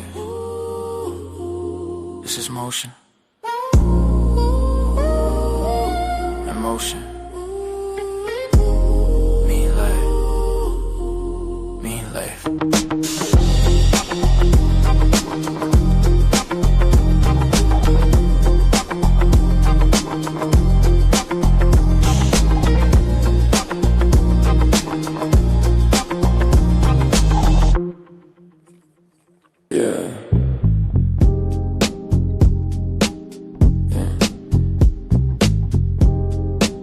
This ain't a party record. It's that still breathing record. Move if you alive. It's the rhythm it take to dance. Through what we gotta live through. Every step, every move, bruise. Still standing, still swinging, still here too. It's the rhythm it take to dance. Through what we gotta live through. Ain't no joy without scars in view. We don't dance for fun, we dance for proof. Roll back the rug, make space for survival. Floor full of trauma, feet still tribal. Mama said stay in, danger outside. Danger moved in, sat next to pride. Bills on the table, grief in the sink. Phone full of names I don't hear ring. Oh, it's on the loop. Excuse me, guys. Start it all over again. Well, Nightish, what was I doing, man? I was going to say something profound. The shit I forgot. Damn, I forgot, Nightish, man. Go ahead. Song was too fire, blew your mind. Yes, so. I mean, it was cool. It was cool little something, West Coast vibe to it, Why y'all think everything is West Coast? I didn't sound like West Coast at all. I was straight up jazz. You heard this and thought West Coast? That's crazy. Yeah. Out just to feel cool. We step out cause the walls feel cruel. Every block hum like a war drum. Every heartbeat say don't run. If I move stiff I break. If I move loose I live. That's the give and take. No chandeliers, just ceilings caving.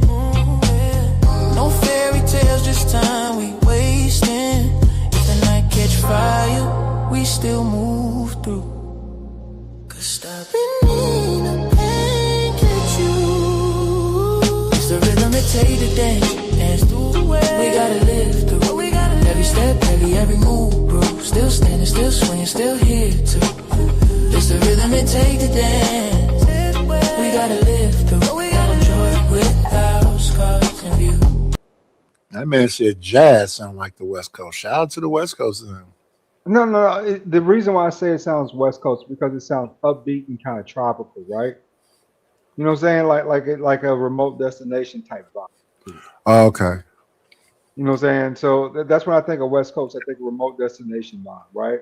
Because California, you got Las Vegas, you got Texas, Those are like considered to me to be like really nice remote destinations, right? Versus Florida, that doesn't have definitely doesn't have that booty base to it. So, and we talk about any place in the South, it's got to have that booty base to it. So you're talking about East Coast, it's got kind of a cold vibe, right? Kind of a drop beat to it. You know what I'm saying? Like, everything kind of a drop beat that way. So then what does this sound like?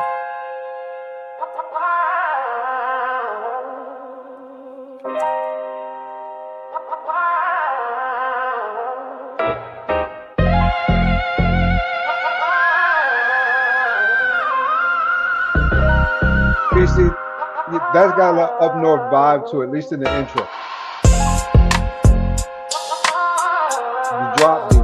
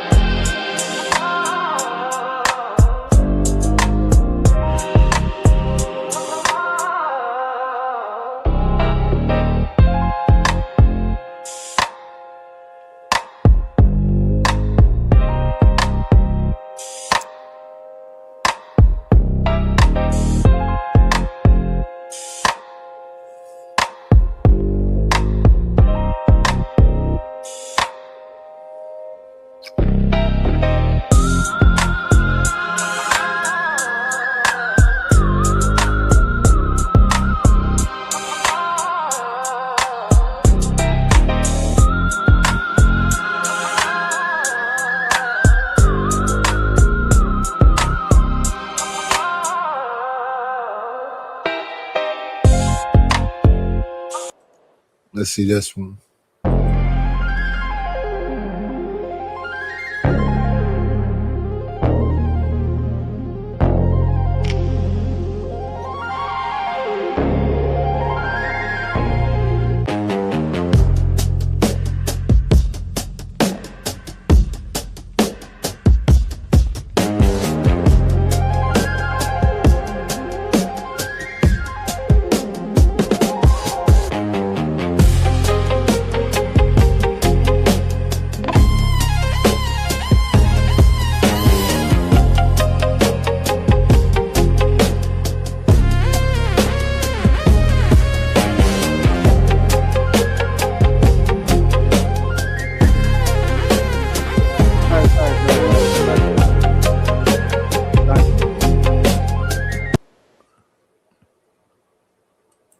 I like the funkadelic vibe to it. But it sounds very futuristic and AI driven. Hater. Hate. My goodness. This man can find a problem with everything. I got you right here, though.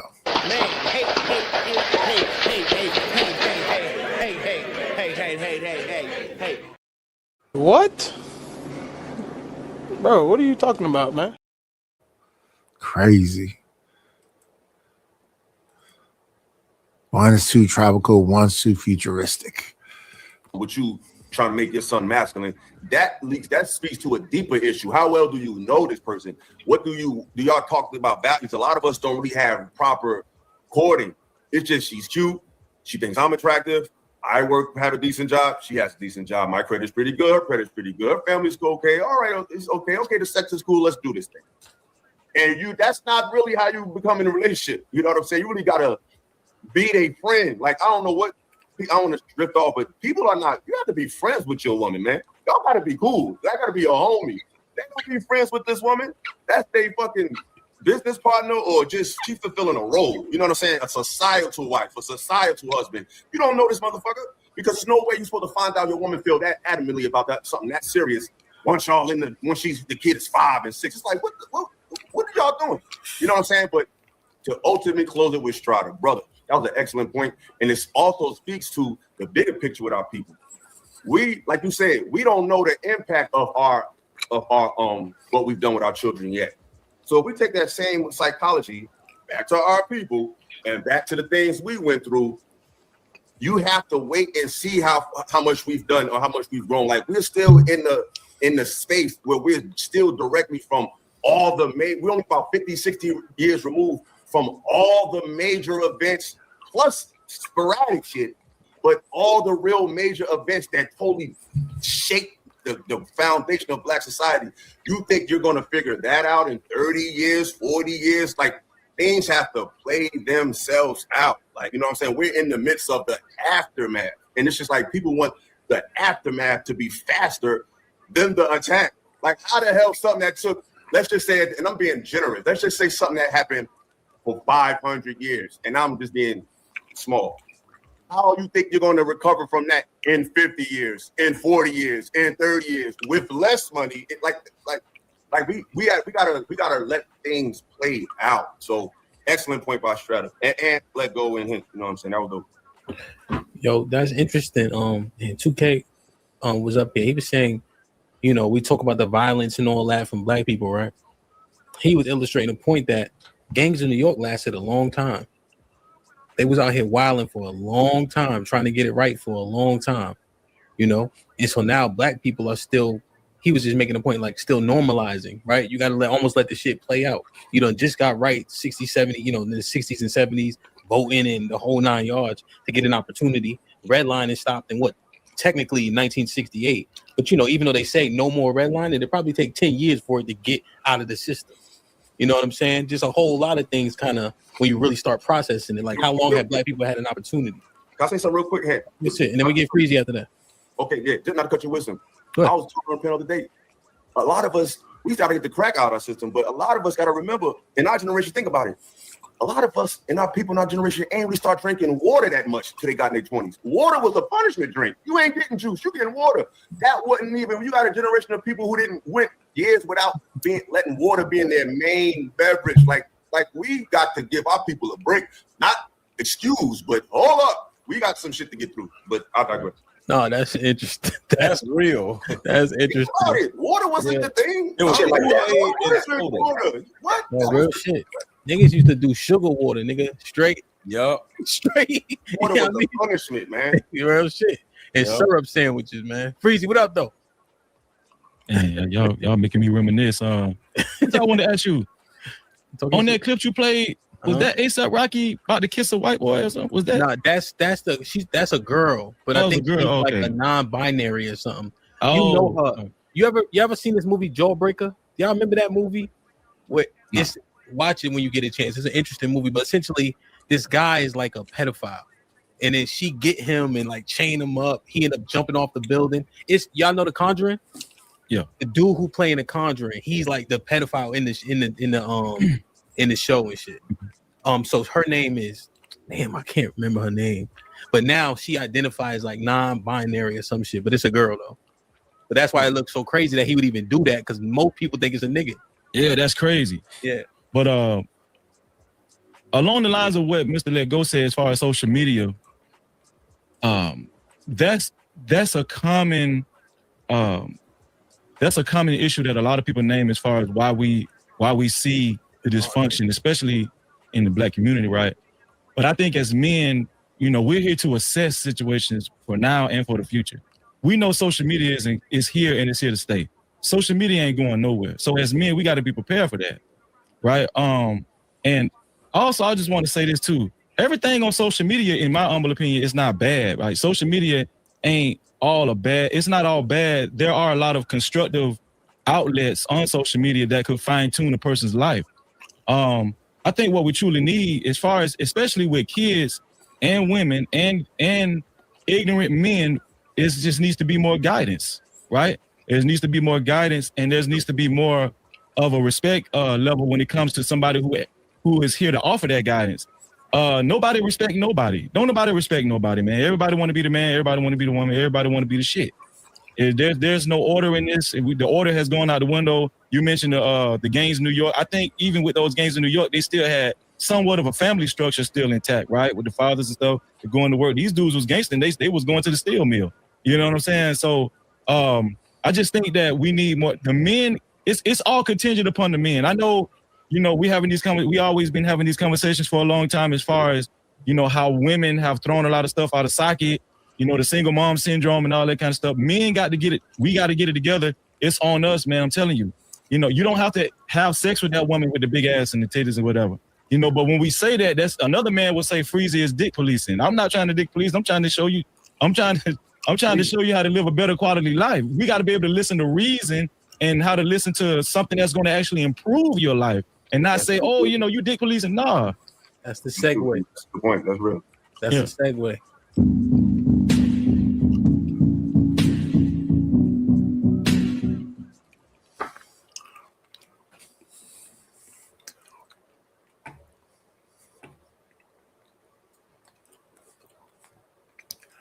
At least that shit is for a good laugh, nigga. That shit's funny. Let me see. We going from that over to this. Alyssa Milano was the daughter in Who's the Boss. That was Tony Danza's daughter. Yeah. I don't know what we seen her in after that. Oh, shit, Rose McGowan was more in movies like the, I'm gonna say the 90s. I haven't seen her in nothing recently either. Who's Rose McGowan? I don't know a lot of actresses that have a long careers. The person I see having the longest career as a woman is Helen Mirren. Helen Mirren been in a lot of stuff lately. We haven't seen Demi Moore. We haven't seen Michelle Pfeiffer. We haven't seen Sharon Stone. Their careers run fast.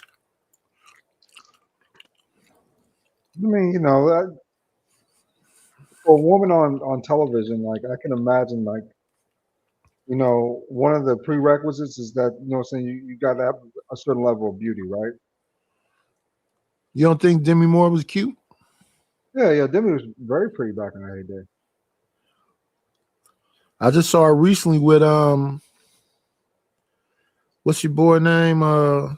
He got dementia now. Die Hard. Bruce Willis. I just saw her recently with Bruce Willis. She still looked pretty good. Yeah, you know, but it's different for men. You know that, right, Nadish? We can age and still get roles, right? Well, Helen Mirren is playing a gray-haired old woman on all these shows she on. She was just on 1923 with I think that's Harrison Ford. And then she was on Mobland with Pierce Brosnan, and now she's on what's this movie I just saw her in? What is this thing I just saw Helen Mirren? She was in a cowboy movie or something I just got through seeing. So Helen Mirren is working her behind off. She getting all the jobs. Oh, and the other one that get a lot of jobs is Katie Seagal. Steven Seagal's sister. Peggy Bundy from Married with Children. Oh, okay. Cool. That's Katie Seagal. Is that Steven Seagal's wife now? That's Steven Seagal's sister. Really? Yeah, Peggy Bundy from Married with Children. Oh, really? I didn't know that. Yeah. If I'm not mistaken, I'm pretty sure that's what it was said. Let me see. Let me look it up right quick.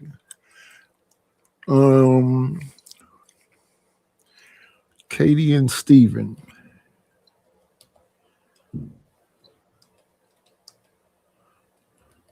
Name is spelled like Siegel. Katie Seagal, born 1954.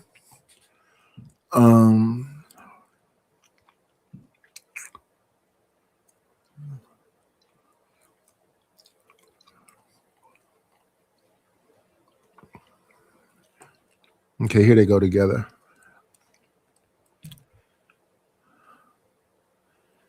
Is Katie Seagal related to Steven Seagal? Famous people today. The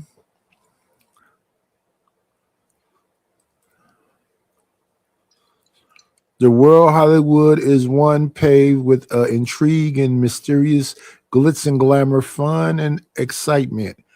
Okay, great. Is Katie Seagal related to Steven Seagal? Let's find out. Shall we? Who is Katie Seagal? If you don't recognize Katie Seagal from such hits as Married with Children and Sons of Anarchy, There's a very strong chance that you might recognize her voice from the hit animated sci-fi series Futurama. Katie Seagal was born in 1954, Los Angeles, California. Performing was in her blood, and she was born into a show business family. Her mother was TV writer and producer, and her father was a TV director. Seagal began her career in 1970s as a backing singer for big name artists including Bob Dylan and Tanya Tucker.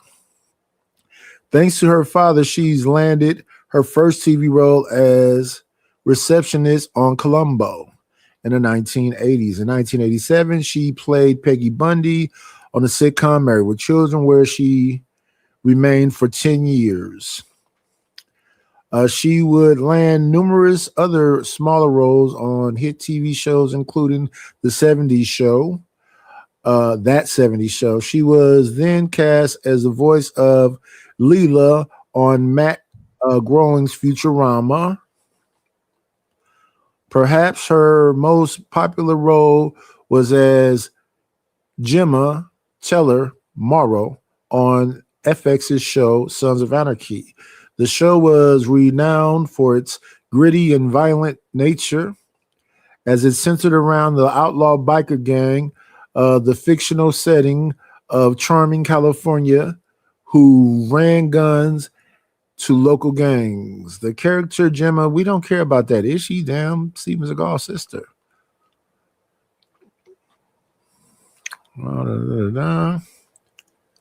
Seagal is currently married to Kurt Sutter, who created Sons of Anarchy, as well as co-creator of the multi-award-winning drama The Shield, who is Steven Seagal. Okay, we know who he is. All we want to know is if they're brother and sister. Steven Seagal, the 90s, Seagal featured numerous Hollywood roles, blah, blah, blah, blah, blah.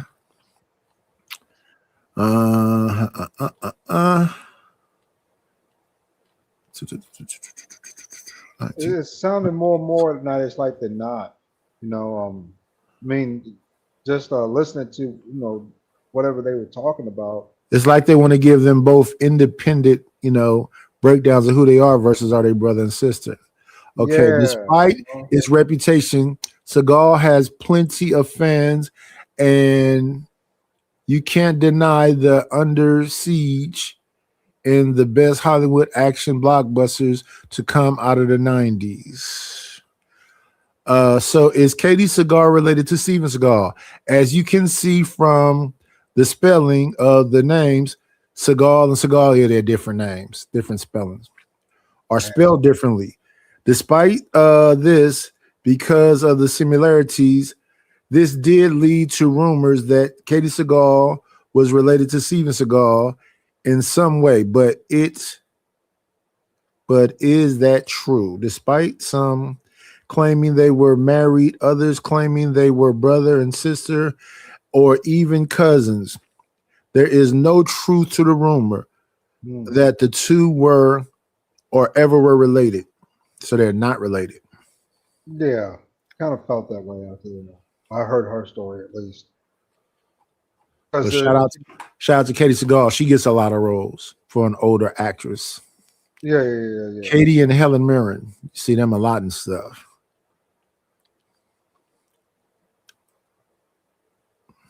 Matter of fact, I just saw Katie Seagal in a Cabo movie playing a prostitute. There you go.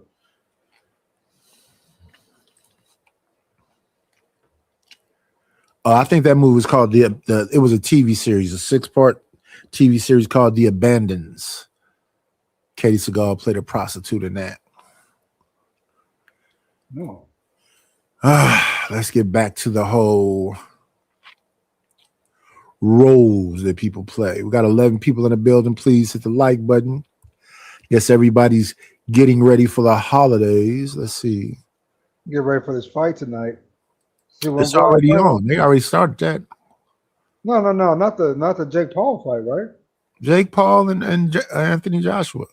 The prelims is going on right now. Oh yeah. The prelims. I'm not going to watch all that bullshit. The main event starts at 10:30, right? And then you got the Alabama Oklahoma game on. So I plan on at halftime taking my ass up to the bar and finish out that game and get ready for that fight there. So, but we'll see how it all play out though. Yeah, that fight better not take more than 2 rounds. Man, I'm gonna be honest with you. I can't see how it would not be rigged in Jake's favor. I cannot see how it would not be rigged in his favor. He's the guy who actually promotes the fight, starts the fights, negotiates the money. I don't care about none of that. That fight better not be no more than 2 rounds. Man, I think it's gonna be rigged. You know what I'm saying? I think at best it's gonna be a draw. He better beat the hell out of him in the first round and knock him out in the second. We'll see. But it should just be another embarrassment to black men.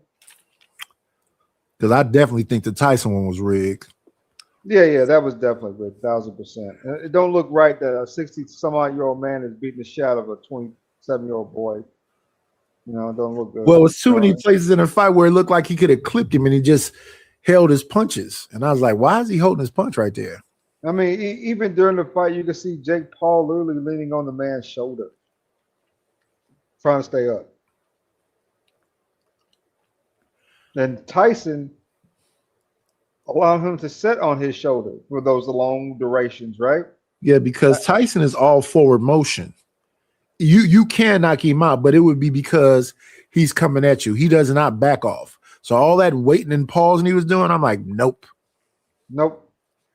Even at old age, he's still gonna come forward. There's just too many opportunities there, right? You know what I'm saying? If this was a real prize fight, Tyson would have caught Jake, you know what I'm saying, slipping and knocked his ass completely out by that third round. And Roy Jones is amazing. Roy Jones said his whole body was sore after the exhibition. And he's a boxer and slick. So how could an amateur even hang in there? Because it's rigged in his favor. It's his. People forget that Jake Paul is the one who promotes his show. He does his own stuff, right? If he loses, the reason why it's so popular is because it's a white man actually still winning fights, right? So the Great White Hope. Yeah. So, you know, and this is not against just guys in the ring that people don't know. These are against all the big name fighters who retired 35, 40 years ago, right? So, but still the big name's the same, you know, right? You can promote a Tyson. You know, you can promote this Anthony Joshua fight. Joshua's just about washed up if he's not already done, you know, right? But it'll be interesting to see how it goes. I think that's the biggest doubt. They better go beat the hell out of him in the first round, knock him out in the second. He's supposed to. But I think this is more about validating Jake Paul's boxing career. So I don't think that. I think at best it'll be a draw of some sort, right? No. Because if he knock him out, this will tear up Jake Paul's whole boxing anything, right? He's been knocked out before. Who knocked out Jake Paul? Well, he beat him. Tommy Fury. Tyson Fury, little brother. Yeah. Tyson Fury, little brother. Yeah. But that was something different. He's actually a professional fighter. What's Joshua? I don't know what Joshua is anymore, man. After that last fight, you see how he lost that last fight? Who lose to Dubois? Yeah. But did you see how he lost that last fight? I mean, got knocked out. I mean, look out of sorts, man. Like he ain't been conditioning, like he ain't been working out. He looks like he's just a big black guy walking in the ring. Look, I'm not sure of what they kind of been working with him, but he doesn't look like he's like, you know, like he what he's doing anymore. It's just, but I don't know. I think it's about can you teach an old dog new tricks? And how angry is he? So they're about to have Deontay Wilder fight Usyk. Yeah. Usyk beat Fury. Yeah. And Dante, Usyk beat everybody. And he's really a cruiserweight. He's not even really a heavyweight. and I'm gonna be honest with you. Whenever I hear your boy, like you said, I forgot his name right now, top of my head. What's your boy's name from here in America? Not a black fighter? Yeah, Paul Tyson. Deontay Wilder. There we go. Yeah, Wilder's about to fight Usyk. Yeah. And whenever I hear it's Wilder, I just know it's going to be him getting his ass whooped and shaming black men again. Well, the issue with Wilder has always been he just doesn't stick to the fundamentals. He got a knockout punch, but he doesn't stick to the fundamentals. He goes back with his head up. He does a bunch of stuff that amateurs would do. If he could somehow stick to the fundamentals, it'd be good. The problem with fighting somebody like Fury and Usyk is that Fury, you got to almost bash him in the head with a sledgehammer because his head is so much of a rock.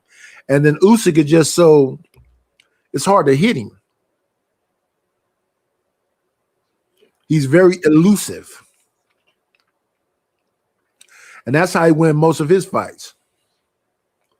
Can barely hit him. Now, in that first Dubois fight, when Dubois was tearing his body up, yeah, that body punch did get him. But the next time he came around, that was all Usyk. Dubois didn't have nothing for him. Now to the Wildest Wake Up Show. Disagree. Women, I would absolutely rather live in a woman's world. I bet you would. And the main reason why I would want to live in a woman's world, good day, MJ, is because women are great. They are absolutely awesome. Mm-hmm. Almost everything about them. They do almost everything better than What up, men Ronnie? as a collective, in my opinion. Shout out to Ronnie. It's been a minute. Ronnie had disappeared on us. What up, ADS? I could be wrong. So I was just thinking, imagine asking people if you had to live in a world where only one gender, all men or all women. As a man, I'm gonna pick the vagina. I know that's sad. So Because the truth is, most why would I choose to be in a world full of men? Yeah, wow. No vagina at all. That's a trick question. What are we saying? Niggas ain't gonna last long because motherfuckers go right back to being cavemen. You know that, right? Yeah, it's gonna be war. Right back to being cavemen. Yeah, exactly. It would get some real caveman ass shit around here. A lot of times the reason why somebody ain't fighting is because they got some vagina on. They ain't just trying to get away from that. And you think that shit is bad? You're gonna have a shit ton of butt buddies in this motherfucker here. Because ain't no way. And I don't know how a person can say that behind is the same as vagina. It is not.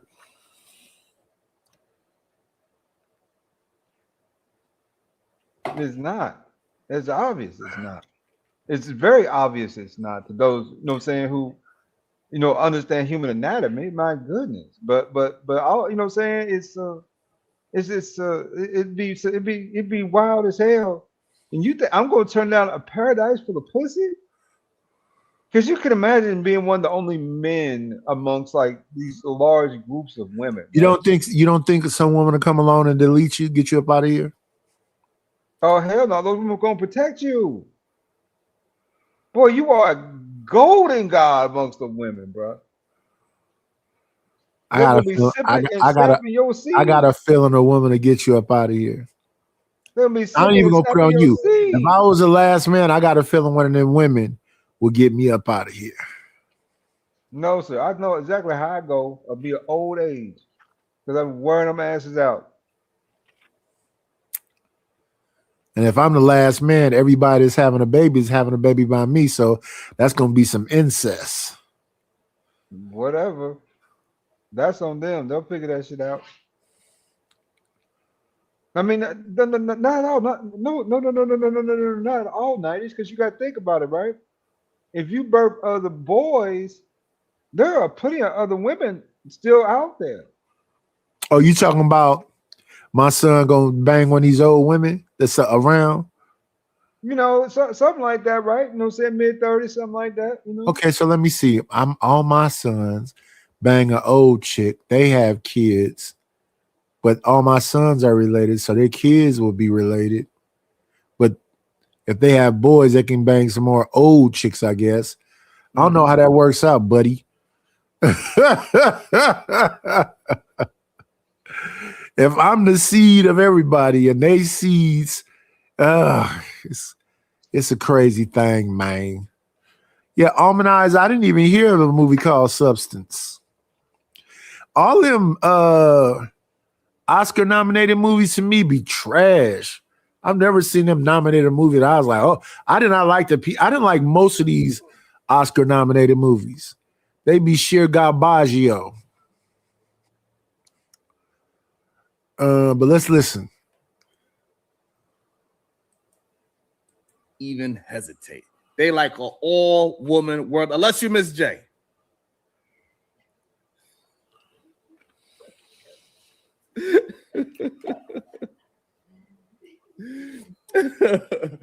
Also, I'm saying, please sign me up. Where is the application? And that's why, because it tells you, to me, I think it tells you something about the vibes. People aren't choosing based on biology, in my opinion. They're choosing based on peace, on energy, on survival odds, right? On who's less likely to turn a neighborhood into a demolition derby within 48 hours. Then you bring a place that's like, did y'all know it was actually a place in America called Woman's Land? Put a 1 in the chat if you ever heard of a place called Woman's Land. And do you know where it's at? It's here in America, Roxy. I wonder if anybody ever heard of it. Put a 1 in the chat if you ever heard of it. It's called Woman's Land and it's in the country of the USA.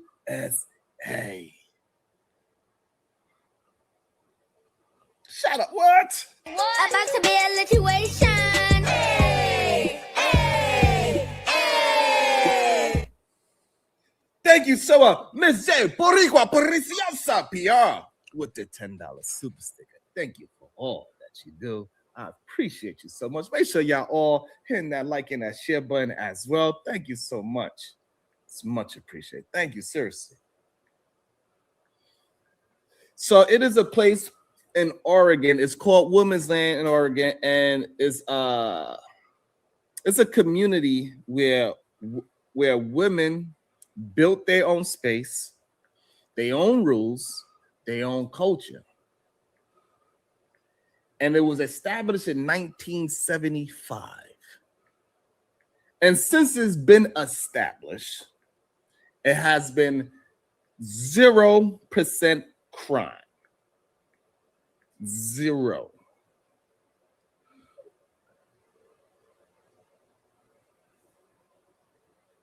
Zero crime since establishment.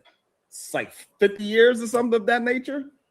Now, granted, it's a small community. It's about 40 women, something of that nature. But they've been striving for the past 50 years with no problems. Completely self-sufficient. They bought land. They built their own solar system. They built their own water institution where it's they built their own solar system. Why are you laughing at me, babe? They built their own solar system.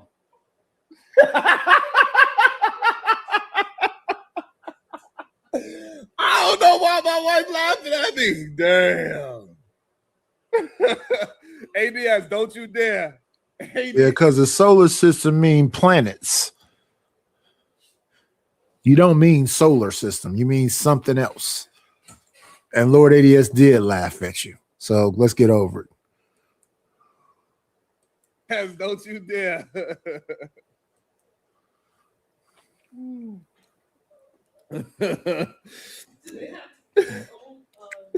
Yeah, I did a little research on that too, God damn. guys, and put it in the chat. About the solar system, No, about the what are you talking about? the women area in Oregon. Yeah, it's ran. Even they hold on. Let me Google it again. I'll just bring it back up. Damn it. Y'all know what I meant.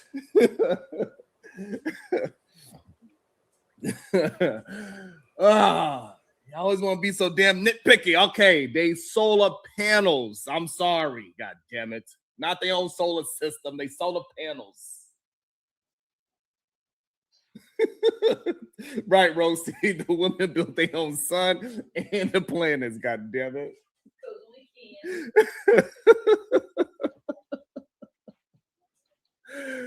Oh shit.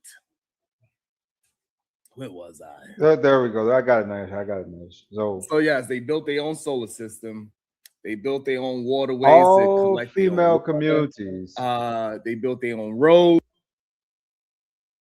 All female communities, often called woman lands, are international living spaces created for women. Originating from feminist and lesbian separatist movements, which go by the name or referred to as land dykes, the movement has moved on for safety, self-sufficiency, and self-determination. Rah. There you go. That's it.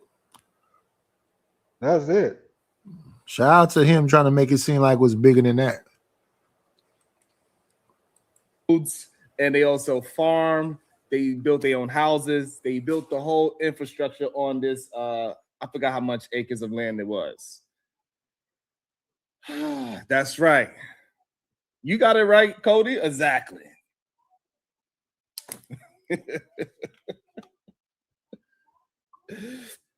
Now, so the thing is that, like, you know, they have zero crime that ever was there. So the interest, it could be for a many reasons. Maybe whatever things happen and they just don't report it, right? That's always a possibility. But regardless, for 50 years, for it to be self-sustained without no police activity, they don't. What number one rule? No men are allowed in this place in women land. Not even the president of the United States of America is allowed to come here or there into that solar system. Unless the president is a woman. And if one of the ladies was to become impregnated with a male child, what you think the rule is? That's gonna get Her tossed ass out. has to go. She got to get the F on. That's one of the rules in this all-woman neighborhood. Because how she get pregnant in all No women men are place? allowed, even a goddamn baby. So if a woman was to somehow become pregnant and she is with a male child, she will have to leave, go and deliver her child, and she will have to decide whether to stay with the child until she could raise it and it could be on his own. That's around 18 years old. You could be free, young man. And then she is welcome to come back to the community. Very interesting place. Shout out to Rogue C.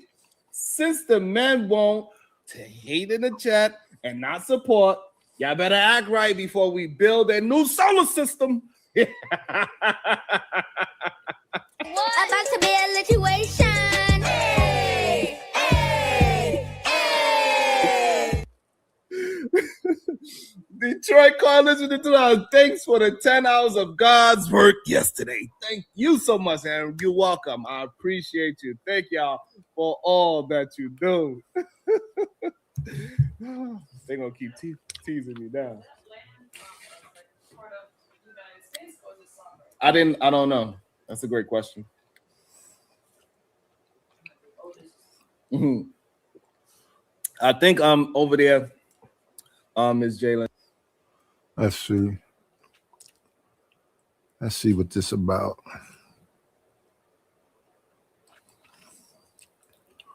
Next time, send that bread since you said you was gonna send some.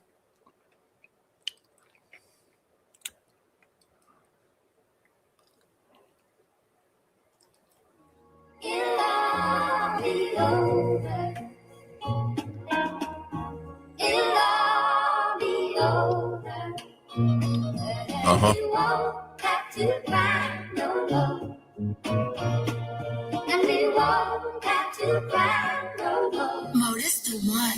Let's see. We got Aretha Franklin, Serena Williams, Harriet Tubman, Barack Obama. Now, I know that that's a politician whose name I can't think of right now. Her name is, I believe that woman at the bottom is Hurston. And that person at the top in the middle, I believe that's Langston Hughes. Let's make sure, though. Hurston. I forget her first name.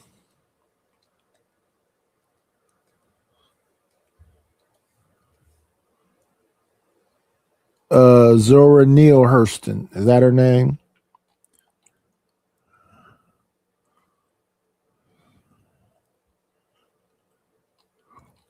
And then I said the other one was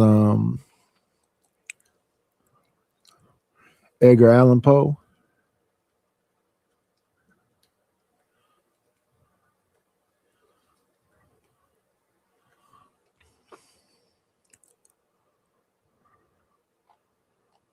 Oh, so that wasn't Edgar Allan Poe. Who is that?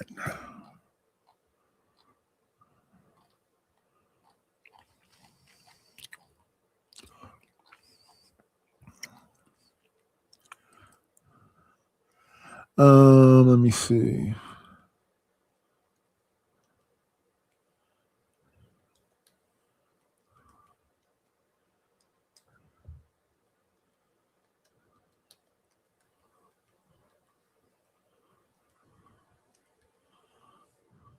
Do.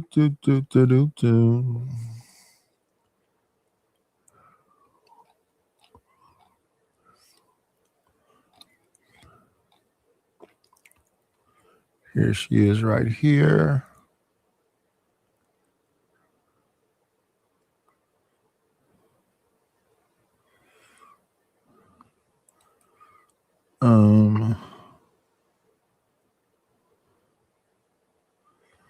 Ignited. I'm about to go take a nap, nigga. Thank you for having me up. Salute, sir. Salute. Yeah. Let me see. Bunch of pictures of her, but not showing her name. Shirley Chisholm. So that's Shirley Chisholm.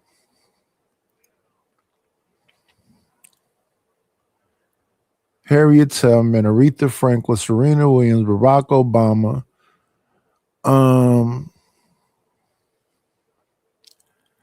Let me see. Could that be W.B. Du Bois?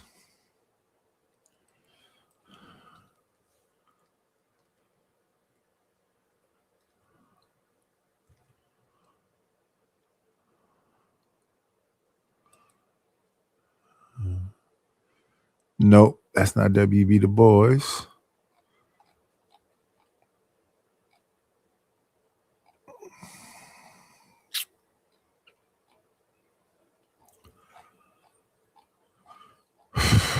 Why did I think that was Edgar Allan Poe?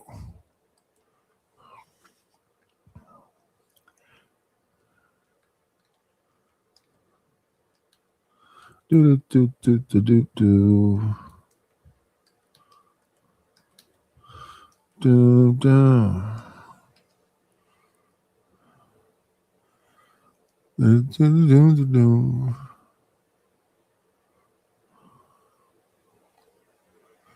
I'm so in love with you. Whatever you want to do is all right with me. You make me feel so brand new. Oh, baby, I wanna spend my whole life with you. Since, oh baby, since we've been together, loving you forever is all I need.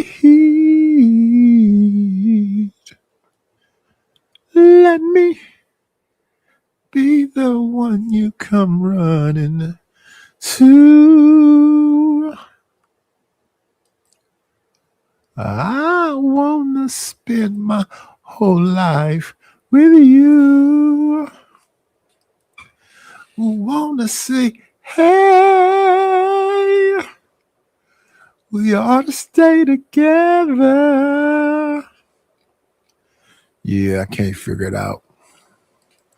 So we know who a bunch of the people are, but we don't know who all of the people are. Let's continue with the music. You see who's fighting now.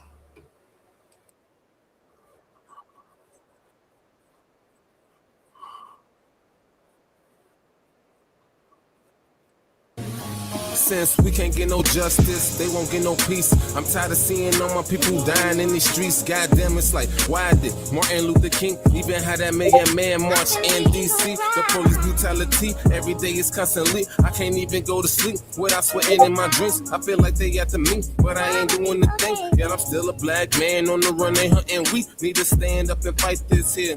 We can't keep on letting them killers just like that. And then your friends, your family, and everyone who cares. Cause they don't, and they get away crystal clear. And that's unfair, but that's the system we was brought up on. When police can kick down your door and kill you in your home with no remorse, so they gon' do what they want. While kneeling on your neck so you can't breathe, now you're gone. And that's messed up, but that's how they treat us. Whenever they see us, no matter how much they wanna beat us, they still wanna beat us. But it don't make sense. Why? Cause they need us, because without us, this world really ain't much. So don't be trying to turn me to a clone. Cause real recognize real, especially right from wrong. Yeah, you heard. And don't be trying to tap my mobile phone. Let me be me, please leave my black ass alone. I'm tired of all this madness, it's just making me mad. Sick, they always trying to fool us and turn us like a bad trick. Treat us like a Interesting.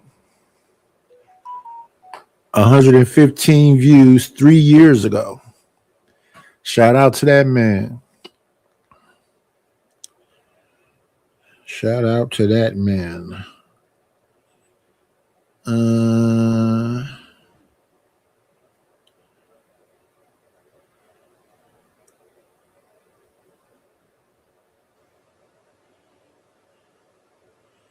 Let's make sure we acknowledge the people that's supporting the channel.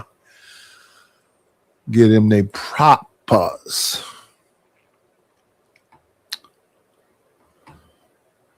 It's amazing that only 112 people or 115 people viewed that song.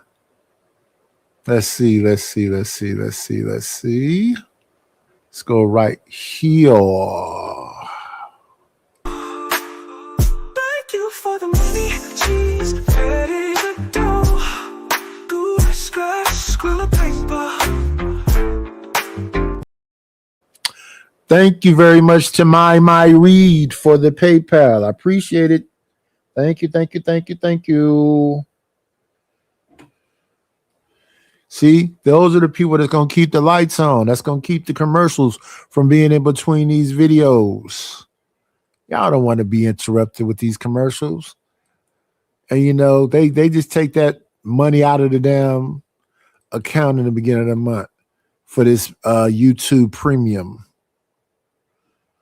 Rabbit dog and throw us in them cages with shackles round the feet. I guess we still up on the slave ship. But somebody just amaze me how he look in our faces. Tell us all to stay inside and hand us all a paycheck. Come on now, man. To me that don't even make sense. To think we need a couple dollars to all of this hatred. Damn dog, hell nah. They ain't gonna make up. A 4-minute song by Gooda Beans, who has 33 subscribers, has 9 likes. Let me be the 10th like. I'm the 10th like. 3 years ago, 115 views. I don't know. How do you get that out into the algorithm? I did a song for Raw. She got 11,000 views. You got to re-put it out again. Put a short version of it out and then put it out again.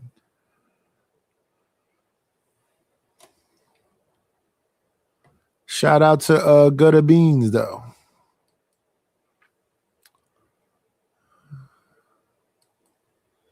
Well, let me see. Maybe that's a young Thurgood Marshall.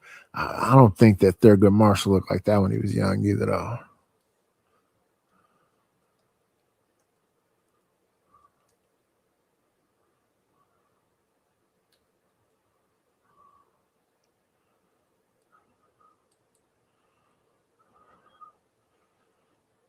That's not Thurgood Marshall neither.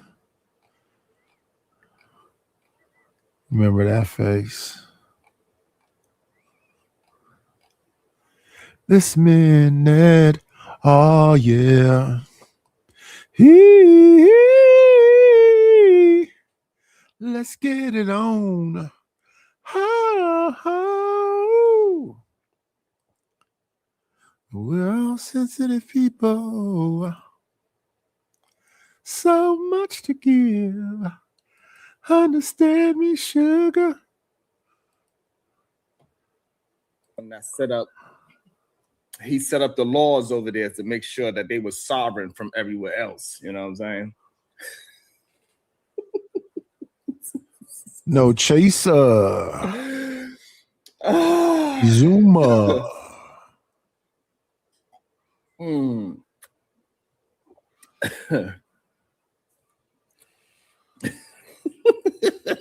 Yes, Otis who?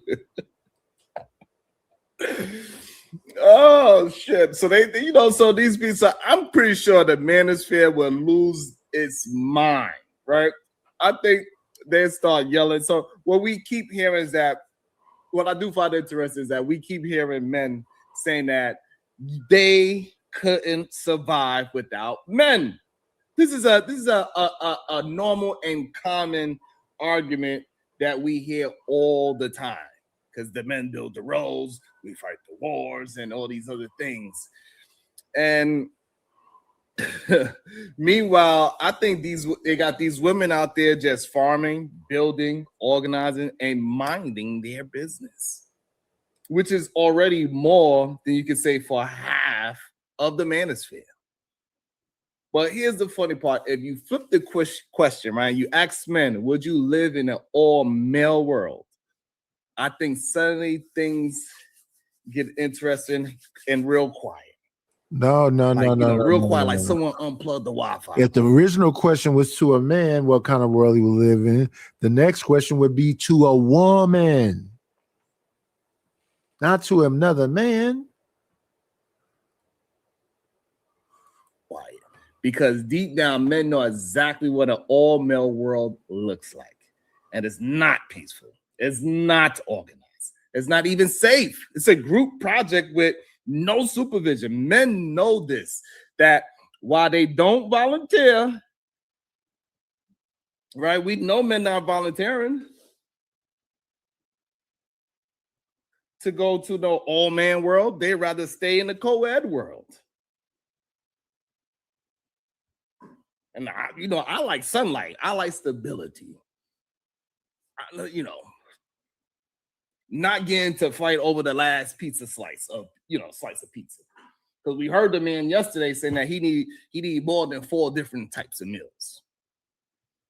Because without a woman, he only got 4 types of meals. And the manosphere, they just love to say women couldn't survive without men. But the irony is that men don't want to test the theory in reverse, right? Nobody's lining up for a dude island.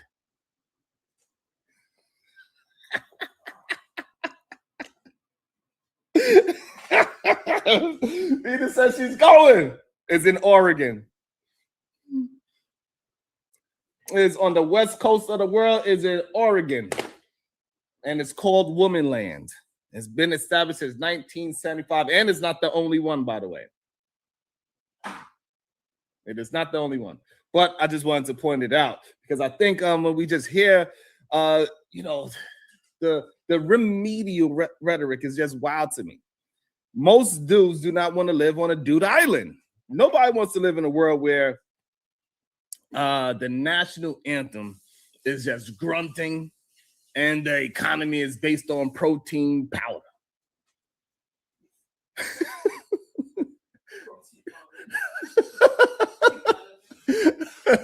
You know what I'm saying? Like that would be it. And the deeper truth is this, right? People are just choosing an all-woman world because they think women are perfect. They're choosing it because women as a group tend to build community, cooperation, emotional intelligence. They create systems that are solar as well. Rosie said, don't forget the Axe body spray. Nah, it would be stink. They wouldn't wash their ass. We know that. They'll have dingleberries all over the place. Why be washing their ass? Right? Women communicate. They don't escalate every disagreement into a goddamn wrestling match. Meanwhile, an all-male world would have 3 rules. Don't touch my stuff. Don't look at me. If you break rule number 1 or 2, we fight. That is it. So when people say they'd rather live in an all-woman world, they're not insulting them. They're acknowledging patterns. They're acknowledging energy. They're acknowledging the difference between a society and a locker room. And maybe the real lesson is the best world is the one where we balance each other out, with strengths complement weaknesses, right? Where cooperation beats competition, where nobody has to choose between peace and protein powder. Because an all-woman world might be calm, then an all-man world would be chaos. And deep down, everyone knows this. Even though we know most men would say it is the other way around. That men would create this weird, peaceful place. And we know it's not true. That women would be at odds in and fighting. They'd be the most violent world. I've seen some videos and I just couldn't believe my ears. What's up, Zero? What did the video say?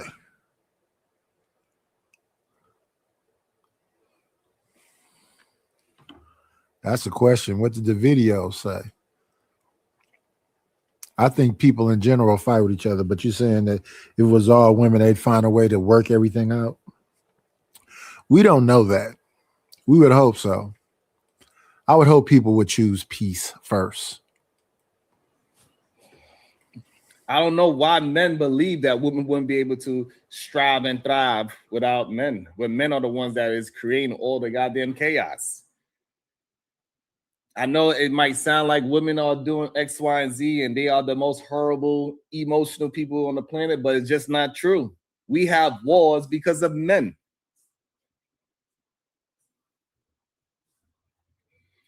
And no matter how much black women try to say something about anything else, it is a place called Women's Land in Oregon that was established in 1975 with 0 crime since its existence. That's 50 years.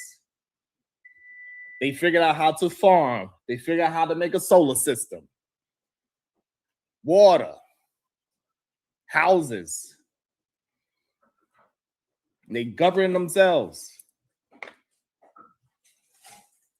So while we could look at something like Bear, whatever that TV show is that Black is talking about, in real life, women would have a community. Women are the ones that build communities.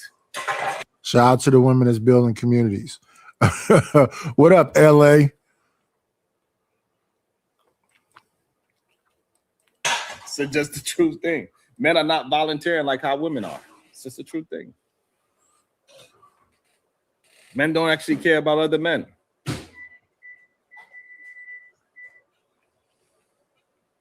Philly boy, that's a lie. If y'all want, I could drop the link right now. We could just get into some more stuff. I seen this very interesting thing on O'Shea Duke Jackson's channel, and I wanted to watch it with y'all because I thought it was hilarious. You know what? Let me go find it. You know what? Hold on.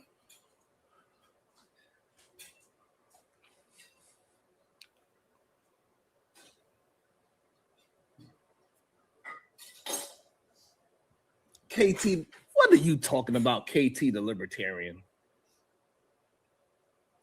I would like to know what KT talking about. Yeah, I don't know, Byron. You better go check it out. I don't know, man.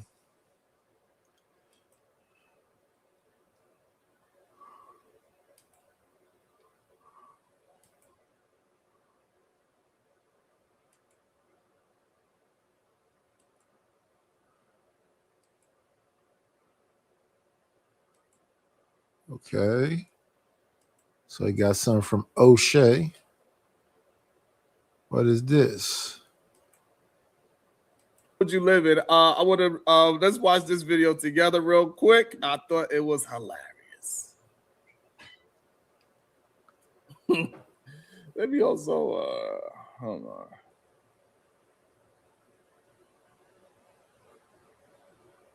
I wonder where we at with the poll. I wonder where we at with the poll. Damn, it's not even close. Nobody, only 30% of y'all want to live in a world full of men. I wonder why. And I wonder. I thought men was so good. I thought they were so good. What happened? Hey, what you think happened? It's actually 67% men that watch the show. All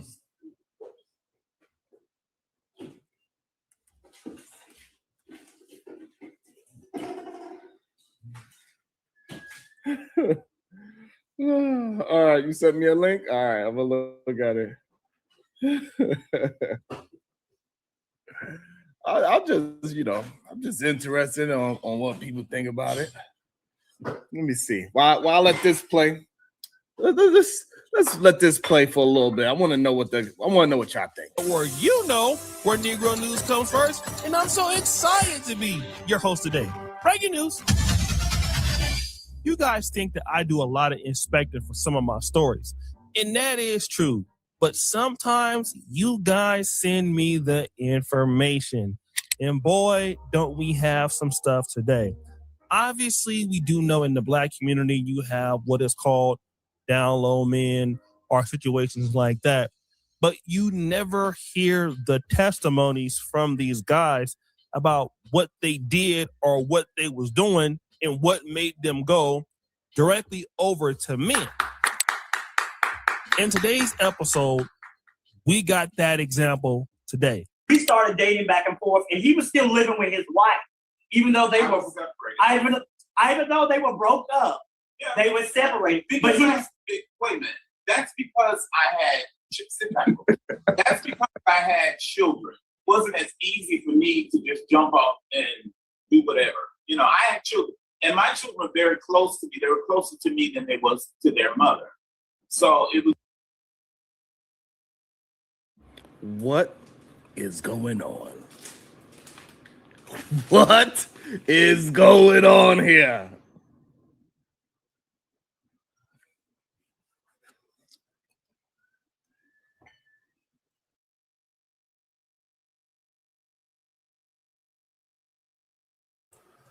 I'm not calling Sharon nothing. I'm not calling him nothing. But for some reason, he finds all the gay stuff. I listen to O'Shea Duke Jackson every now and then. I never saw this report, but he found it. How is he like the gay whisperer?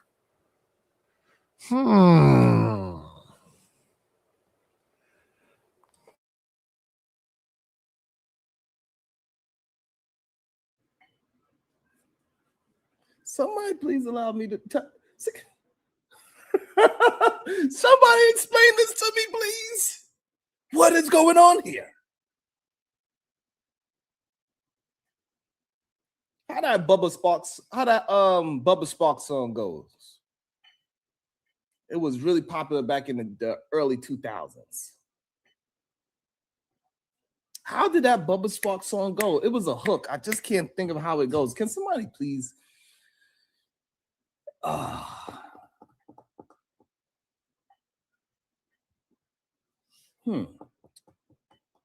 think it goes booty, booty, booty, booty, rocking everywhere.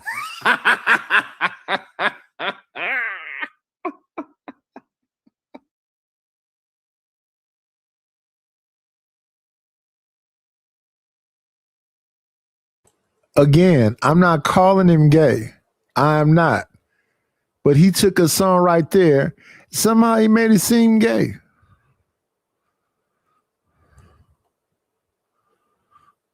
That song says, I found you, Miss New Booty. But what he remember about it is,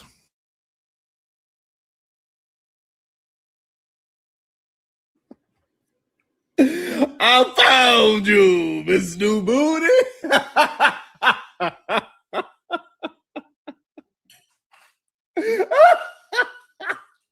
This is crazy. This type of stuff is just insane to me. I don't understand. Hey, listen. I keep trying to tell them, hey, listen, you want to be a double peanut butter brother? Hey, just it's okay. Just let the world know. You can express yourself. We ain't gonna pass no judgment. Be yourself. You ain't gotta be afraid. You don't gotta bring no woman along with you. It's very hard to try to juggle both. You know, I knew I was gonna be with him. And he said it was very hard to juggle both. That is insane. Pause. Knew that there was no change in that. However, I was trying to figure out how I could make it a smooth transition. And so maybe that's what's going on. Maybe that's what's going on. A lot of these men are trying to figure out how to make a smooth transition from the public's eye to what their intimate life is. Maybe that's why y'all get so upset. I don't know. I don't understand it. But somehow this type of things keep happening. Why are y'all so afraid? You're supposed to be a man. Be a man and just do what you need to do. It is what it is. You have your own situation going on. Why are you trying to trick men into this goddamn world? I'm not going. Sorry. I ain't going.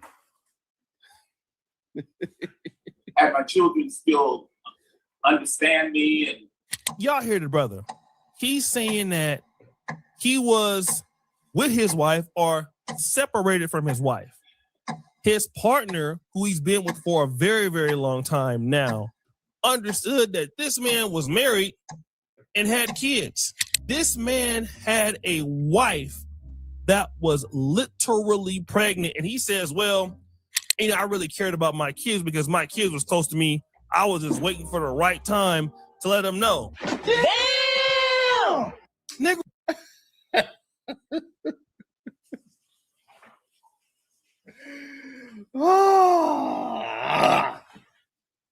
And this is when we know that men will risk it all because they have lust and degeneracy at the top of their value system. This is proof. This is more proof that men are not actually caring about their marriage or their family or their children.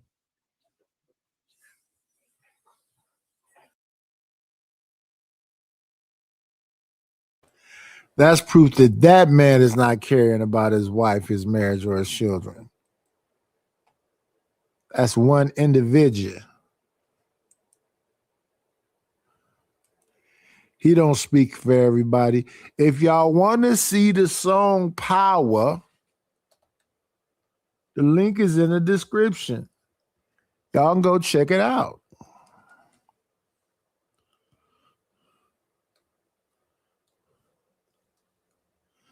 Here it is right here. That's the song Power. It sounds very revolutionary.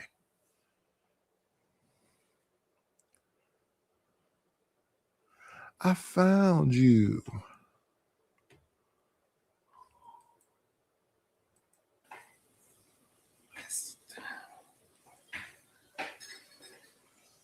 Oh, Shay, this is crazy.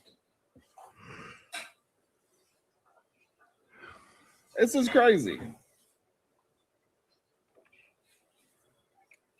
Right, Zero. This is wild. And instead of the men, right, instead of the men, like, this is just wild and crazy, that it should be no man on a DL having a wife as a beard and then also making children as a beard. They are trying to put it on me and say it's my fault. You hear this, babe? They try to act like it's my fault. Some of the men in the chat. This shit is crazy. Mr. Lyman says, what does this have to do with men that be on panels? The problem is that a lot of these men are these type of men. They have wives and children and all that, and they just afraid that we know now why y'all say the things that y'all say.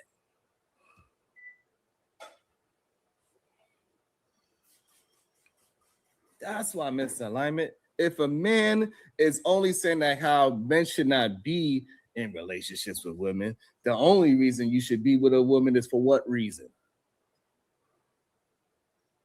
Is to create children. That's their main stake to being with a woman. It's just to create children because they want to create children and then go back and be with who they really love.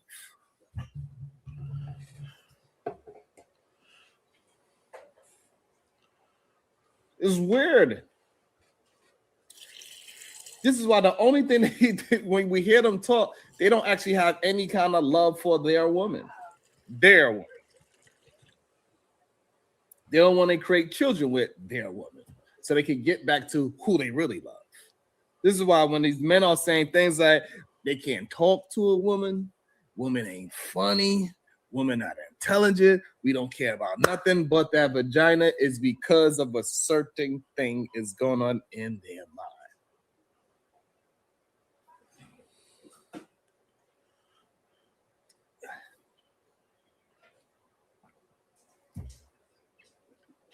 I don't know, Rilla. Bro, nobody ain't gonna understand why they daddy left. I don't know who he's describing. I know plenty of dudes that love their woman.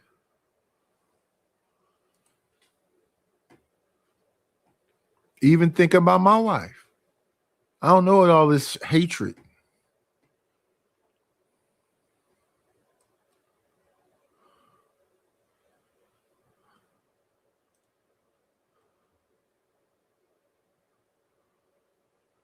It's very interesting. Vargas. Very, very interesting.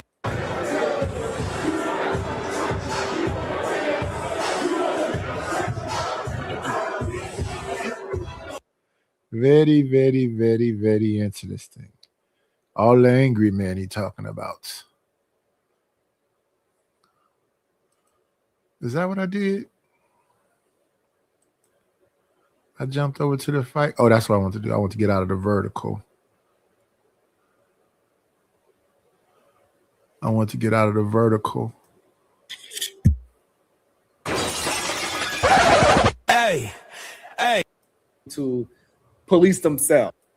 And hold on, let me see. Did you say no job? You said no job, right? Yeah, we said no jobs. Yeah.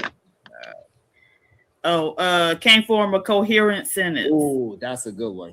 Can't. That's a really good one too. That's crazy. The last three I give grace for. The only grace is the age, and I can understand why you don't give as much depending on. I don't know how old you are, David, but I'm sure you're older than 30. So I mean, you don't give as much grace if they was 20 or 18. So if my daughter's dealing with an 18-year-old, I wouldn't. And she's 18, I wouldn't, or 20 or whatever, I wouldn't have as high as expectations on the car, having your own spot, or being able to form what I would say a truly coherent sentence. I think if you're willing to learn and grow from it, and I can see the development, maybe. But if I see that this is a dummy and I don't see no growth from him because I know his mental capability doesn't have that in it, I'm gonna be like, nah, no, he don't deal with a guy that I can't even see. Yo, Sway, if your daughter brought KT to go to your house, he got the crazy hair. He can't form a coherent sentence. Now, I ain't gonna lie to you. Like I said, it becomes to a certain age. I don't even know who KT to go is, but if that's the case, I'm gonna get frustrated with you, bro. Like, I'm like, bro, you a fucking dummy. Like, I'm not trying to sit here and talk to another grown ass man that can't form a coherent sentence. Like, I guess I know enough dudes, enough men that can. That my daughter doesn't necessarily have to deal with that. Grand scheme of it, it's ultimately up to her. I just know that that's a leading quality you want in a man in terms of you want a leader or somewhat of guidance or whatever. Like, he has to be able to articulate himself. Now, if not only his feelings, a lot of times he's gonna have to articulate his girl's feelings for him because they're just gonna be wrapped up in him and they're not gonna be able to articulate it in that moment. So for you to be able to identify and know how to navigate it, you got to have a decent vocabulary and know how to form coherent sentences. Speaking of KT to go, good day, sir. How you doing today? I am doing fine. Thank you. Wait, we're thinking about adding bell pepper nose to the list, so we got that under review. And so do Diva, do this dude on the looks? Y'all be coming in. Diva, is this dude nose considered bell pepperish? He close. I don't think so though. All right, it's close. All right. I don't know. I would need to see him straight on, but yeah. Oh, sheesh. I don't know if you can talk about noses in the black community. It becomes borderline racism. I know that's black, the joke. but... That's the joke, Sway. Oh, dang. Well, I'm about to say you about to call out Sharon. I was about to make a joke, but all right, never mind. Oh shit. Hey Diva, why are they mad at me because I'm pointing out these men that have 11-year wives and children, and then somehow they get a certain look and a certain handshake, and they just knew to go over that man's house, and they mad at me? Like, why are they mad at me for that? They don't want you putting out their secrets, their strategies and tactics. Now I can't go help Deacon so-and-so playing the men's ministry.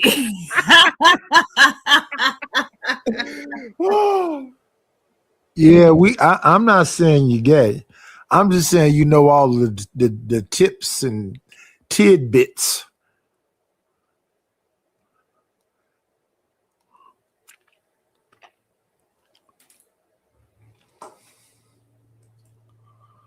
KT to go. What's on your mind? What's on your thought before we get back to the video and watch the walking red flag? Literally, he has the crazy hair. He doesn't have a place to stay. So before we get back into the video, what's your thoughts, KT to go? Shit, I ain't got much. I'm here. Yeah. I guess I've been doing my job then. Enjoy it while it lasts. But I did find that story interesting. I did find that a lot of men are mad at me for playing the video of these men that have been in long relationships and using their wife as bears and their kids as bears. And all I know is I need some damn money. Y'all hear me? Shout out to my Reed. Appreciate that beautiful queen. I need some money. We going on a 3-hour mark. And I don't want to hear about a bunch of zesty stuff. Okay, it's a bunch of undercover brothers. And next. Shout out to my brother Kasim for popping up on the screen. Let's see what the man from New York has to say about this conversation. They're going to grape each other. All that shit's still going to exist in the all man's world. Whew, that's scary. Welcome to the show, Kasim. Good day, Kasim. What's your thoughts?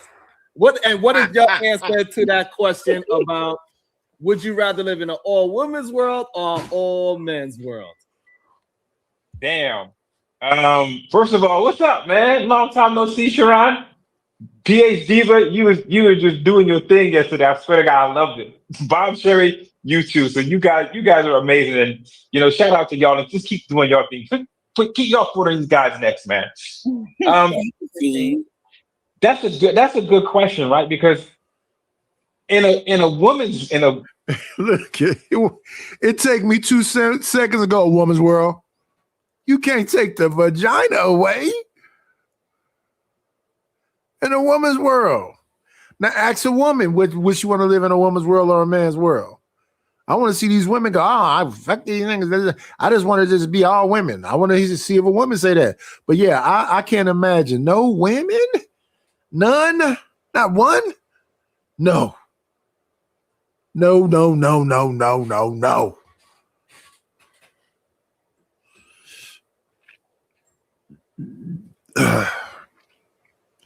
That is not a hard question. All women's world, if I prefer that, I have some patience, right, and some understanding of how they get when they get in their fifis, but I don't know if it's at that stage yet where I'm dealing with them all the time and all of this problem solving that I have to do and all this balancing of the emotions and taking on this person's attributes and that person. I don't know if I could be able to do that.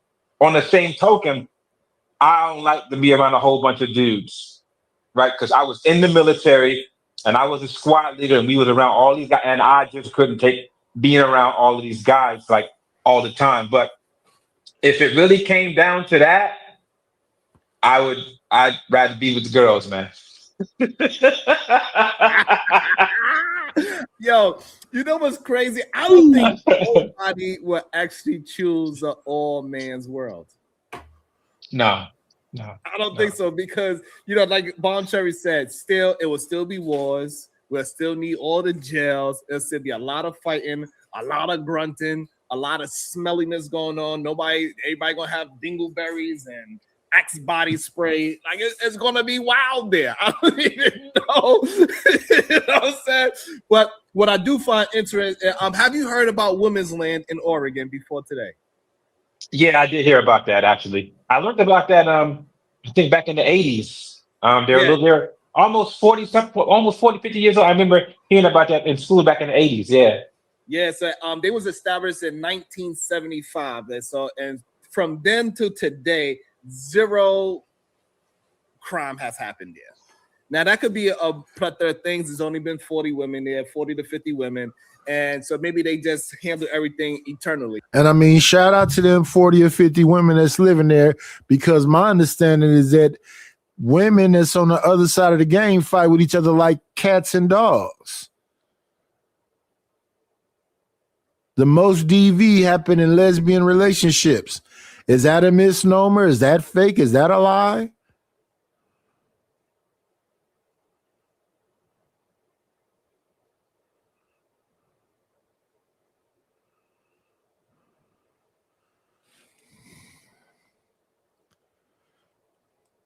I see plenty of videos with lesbians trying to put on dresses. I'm going to look like a girly girl. Because they sick of the women. They sick of the women. Man, I don't be knowing what some of this stuff is, Brody. For sure. Look at the night. All the different angles. The women don't want no men around. That's crazy work. Look at the baby. Girl, it's for tonight. Right? So that's maybe why we never seen or heard anything about. But still, nothing so drastic has happened here where they need outside police to come and police them is very interesting to me. And it shows why society would be better off in a Thanos snap all-woman nation. Is it possible that maybe it's just their nature for the low proclivity of violence itself, right? Which makes them want to coexist and be more communal naturally. versus men, how we want to be territorial, how we want to, mark our territory, be conquerors of things like that. I think that disposition for women naturally plays a good role in it. Yeah, I think it's really interesting. I don't think no man would actually want to be in an all man's world, even though they say that if it wasn't for men, we won't have no roads, no farming, no tools, bruh. We won't. It's just not a real life example of how society actually works and runs. It's the reason why we have machinery in the first place. So we would have figured out women would have figured out a way to exist without so-called roads. Yeah, I think, when survival really truly kicks in, right? The brain and ingenuity really comes into effect, and we really are on a heightened level of things that are around us. All right, in order to keep us alive. So I do believe that at a certain point, they would develop the ingenuity to survive and to make things better. What is your thoughts on the men that fights against diva lists that don't miss, and they are willing to give men the benefit of the doubt, but they are not willing to give women that same benefit of the doubt?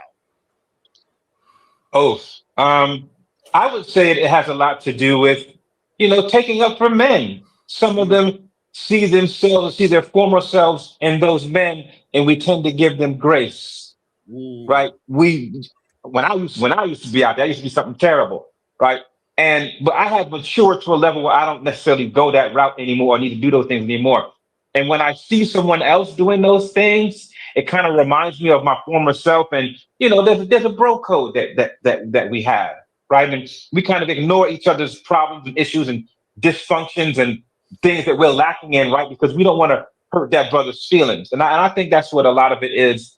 It's the fact that some of them recognize some of the old ways that they have, or some of the ways that they haven't. They want to be communal. They want to be part of the group. They want to be part of the men, right? Because they understand if they're not part of the group, then they get shunned away and they get labeled, and it decreases whatever it is they got to do. So that's what I believe it is, man. Damn. Patriarchal is the answer, right? Just simply. Yeah.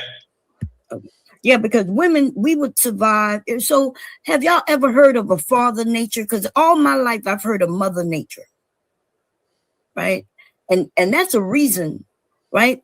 And because there are what they call goddesses and things like that who were here, right? They believe that the same thing that can harm you can help you, and women are in control of those things, right? Like the water, right? Of course, it could come down and crash on you, kill you, but we need it also to survive. So we need women to survive. Do we need men to survive? I don't know. I think we can literally have like a dozen men, and we'll be able to have children, continue humanity. Right, we switch all out when we realize you can't have no babies or they come out sick. We throw you to the wolves and get some young. Damn, y'all can see they're gonna milk us, goddamn.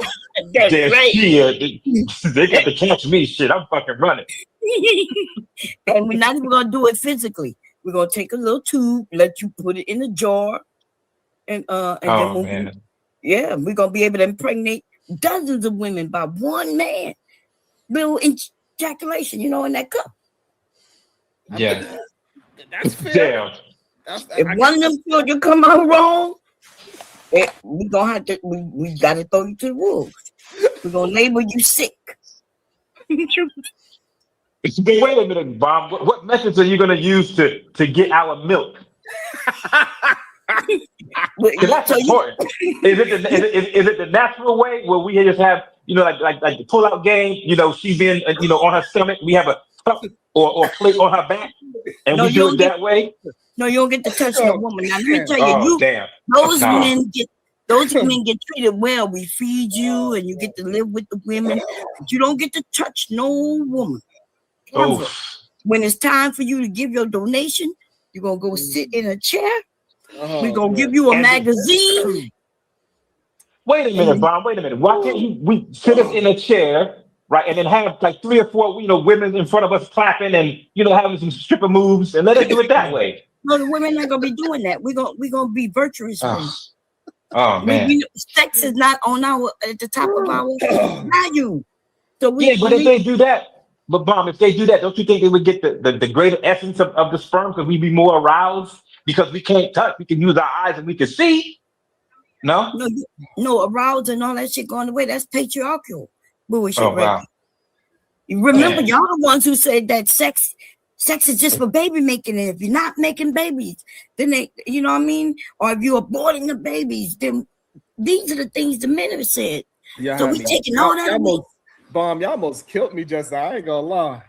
I know, right? She wild. Diva, you there? You going crazy. Diva agree with me 100%, right, Diva? Shout out to Titan Watts with the $2. Father Time, Padre Del Sol, Son Father. He's answering your question, Bob. That it is such thing as it might not be a father nature, which is a very interesting point, but it's a father time. Yeah, that's for the time, I which wanted to does say what? What does time do? It only kills you. Nah, Time what the- doesn't what the help. hell? Oh damn! What the hell? That's ridiculous. See, look, I'm Libra gang. I'm Libra gang, y'all. So I'm gonna represent. We need balance. Get off that bullshit, Mom.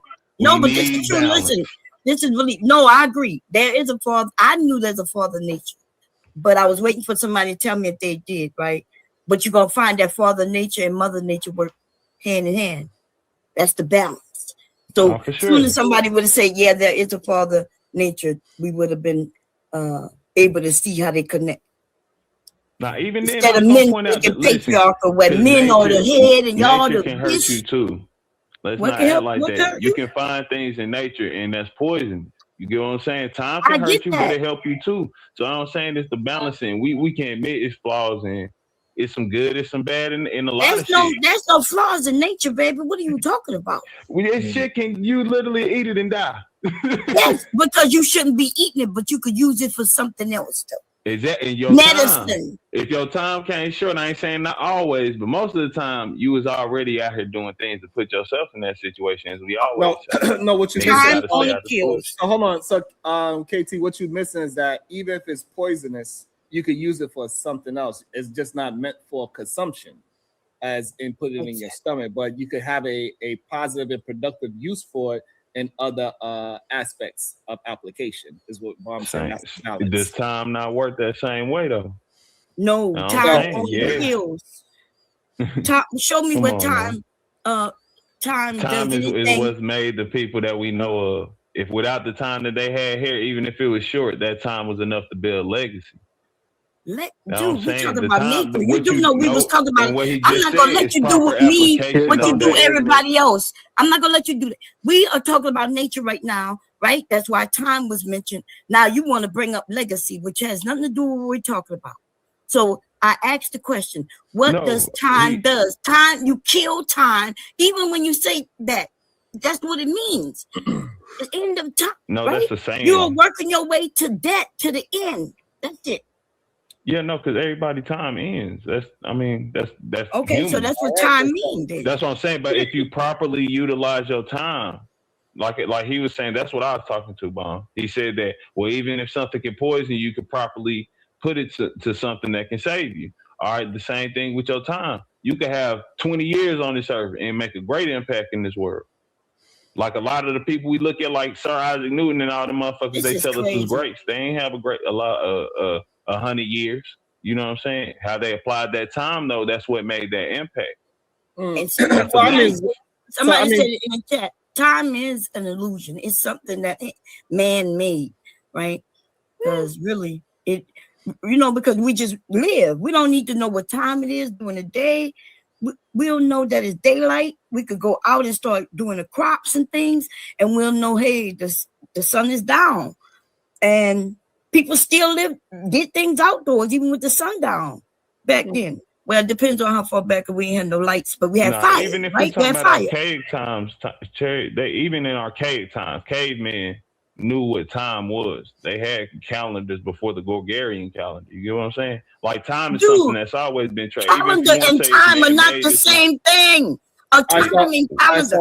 So this is what it is. Time is a measurement. That's really what it is. And without time, things will not exist the way how we perceive things as humans, and that's why we need it, because it's just a measurement of how long it's going to take to get somewhere, when the next season is going to be there. Time is a measurement of how they're going to do their crops. You know, these type of crops is going to be better at this time. You know, it's just a measurement. Yeah, but do we need, so is it necessary to live and survive with time, or can you still live, survive, and do things No, without because the like you measurement said, of listen, time?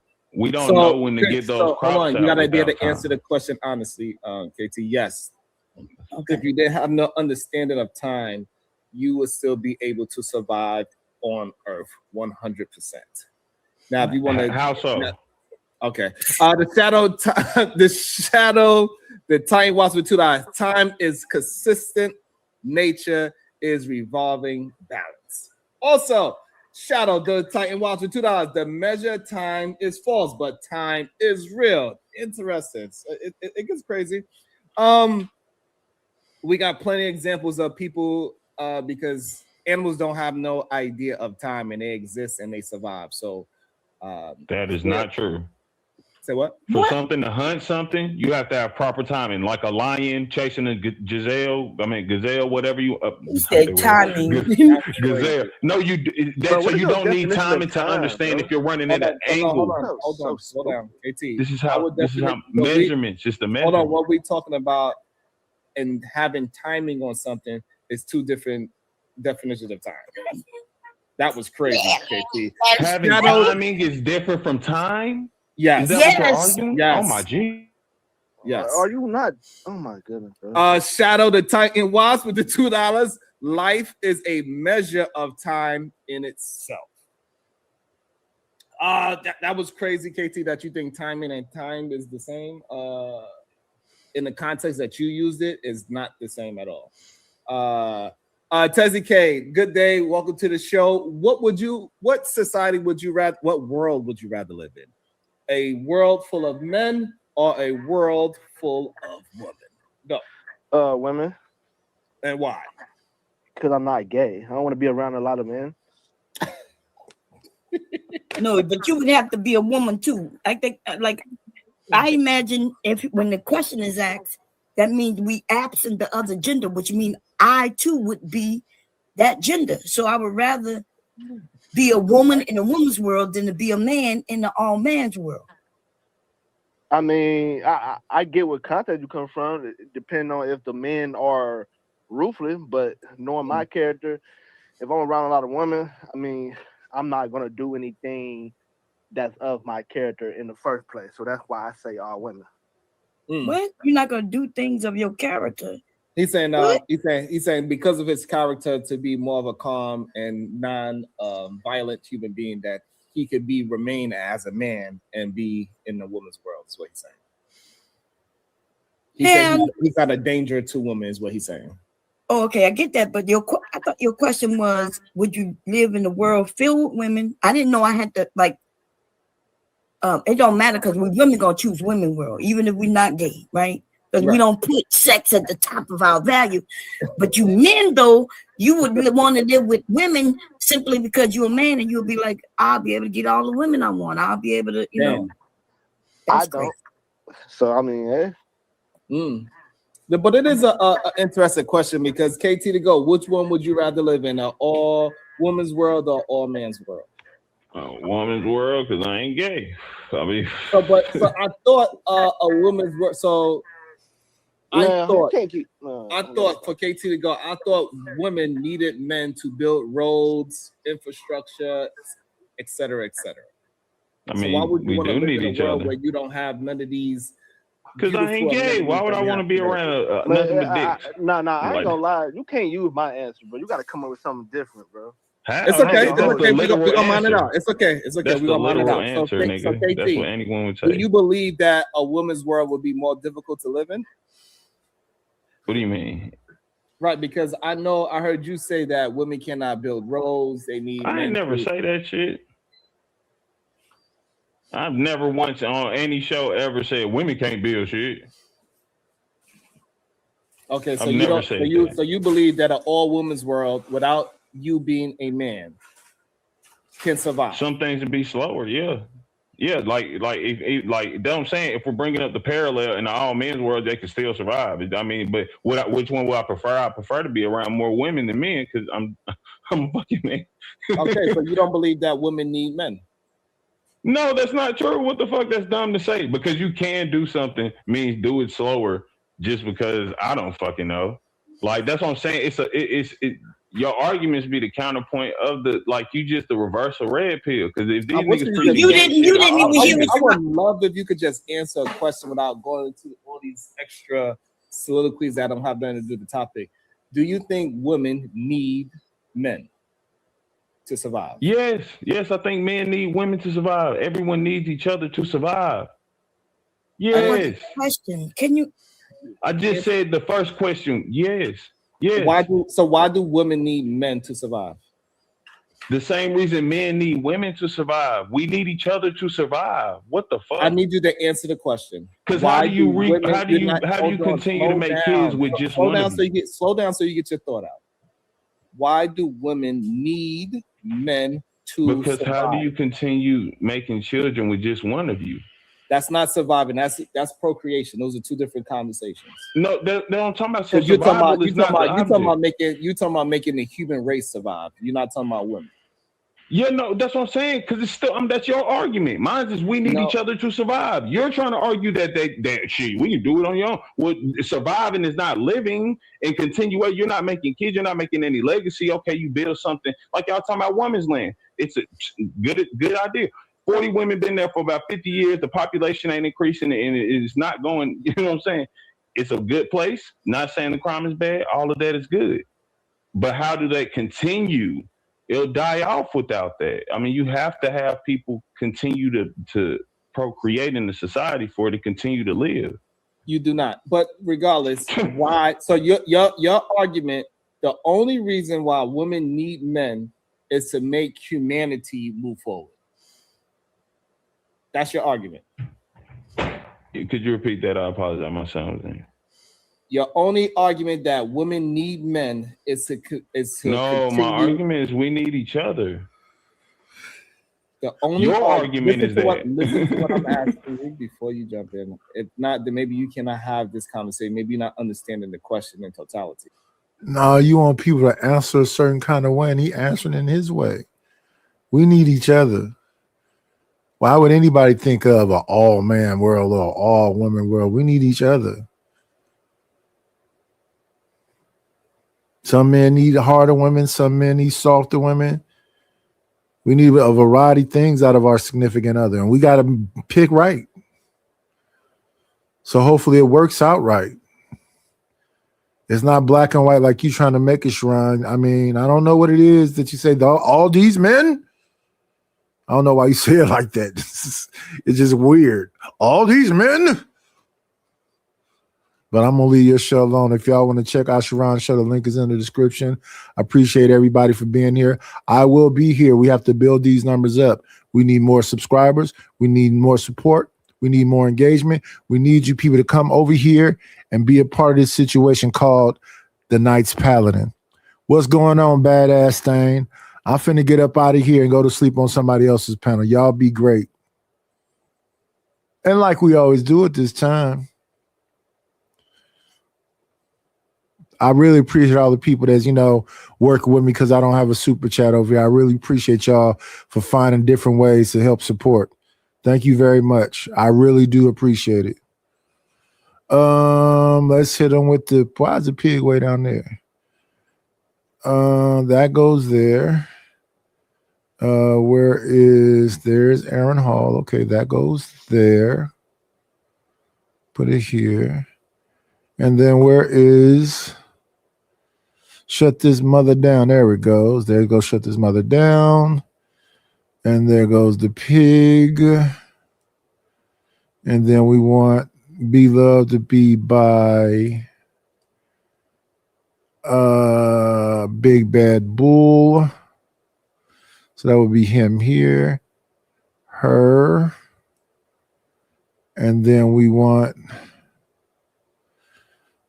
this to be by the money. So I guess that's what's throwing everything out of whack. this to be by the money. We want this to be both the greetings. Everything is all out of whack. This is the greeting. Mr. Jones can stay down there. That could Big Bad Bull. Man, it's all out of whack. I'm about to fix it someday. But for now, bye-bye. Shut this in Radford. There we go.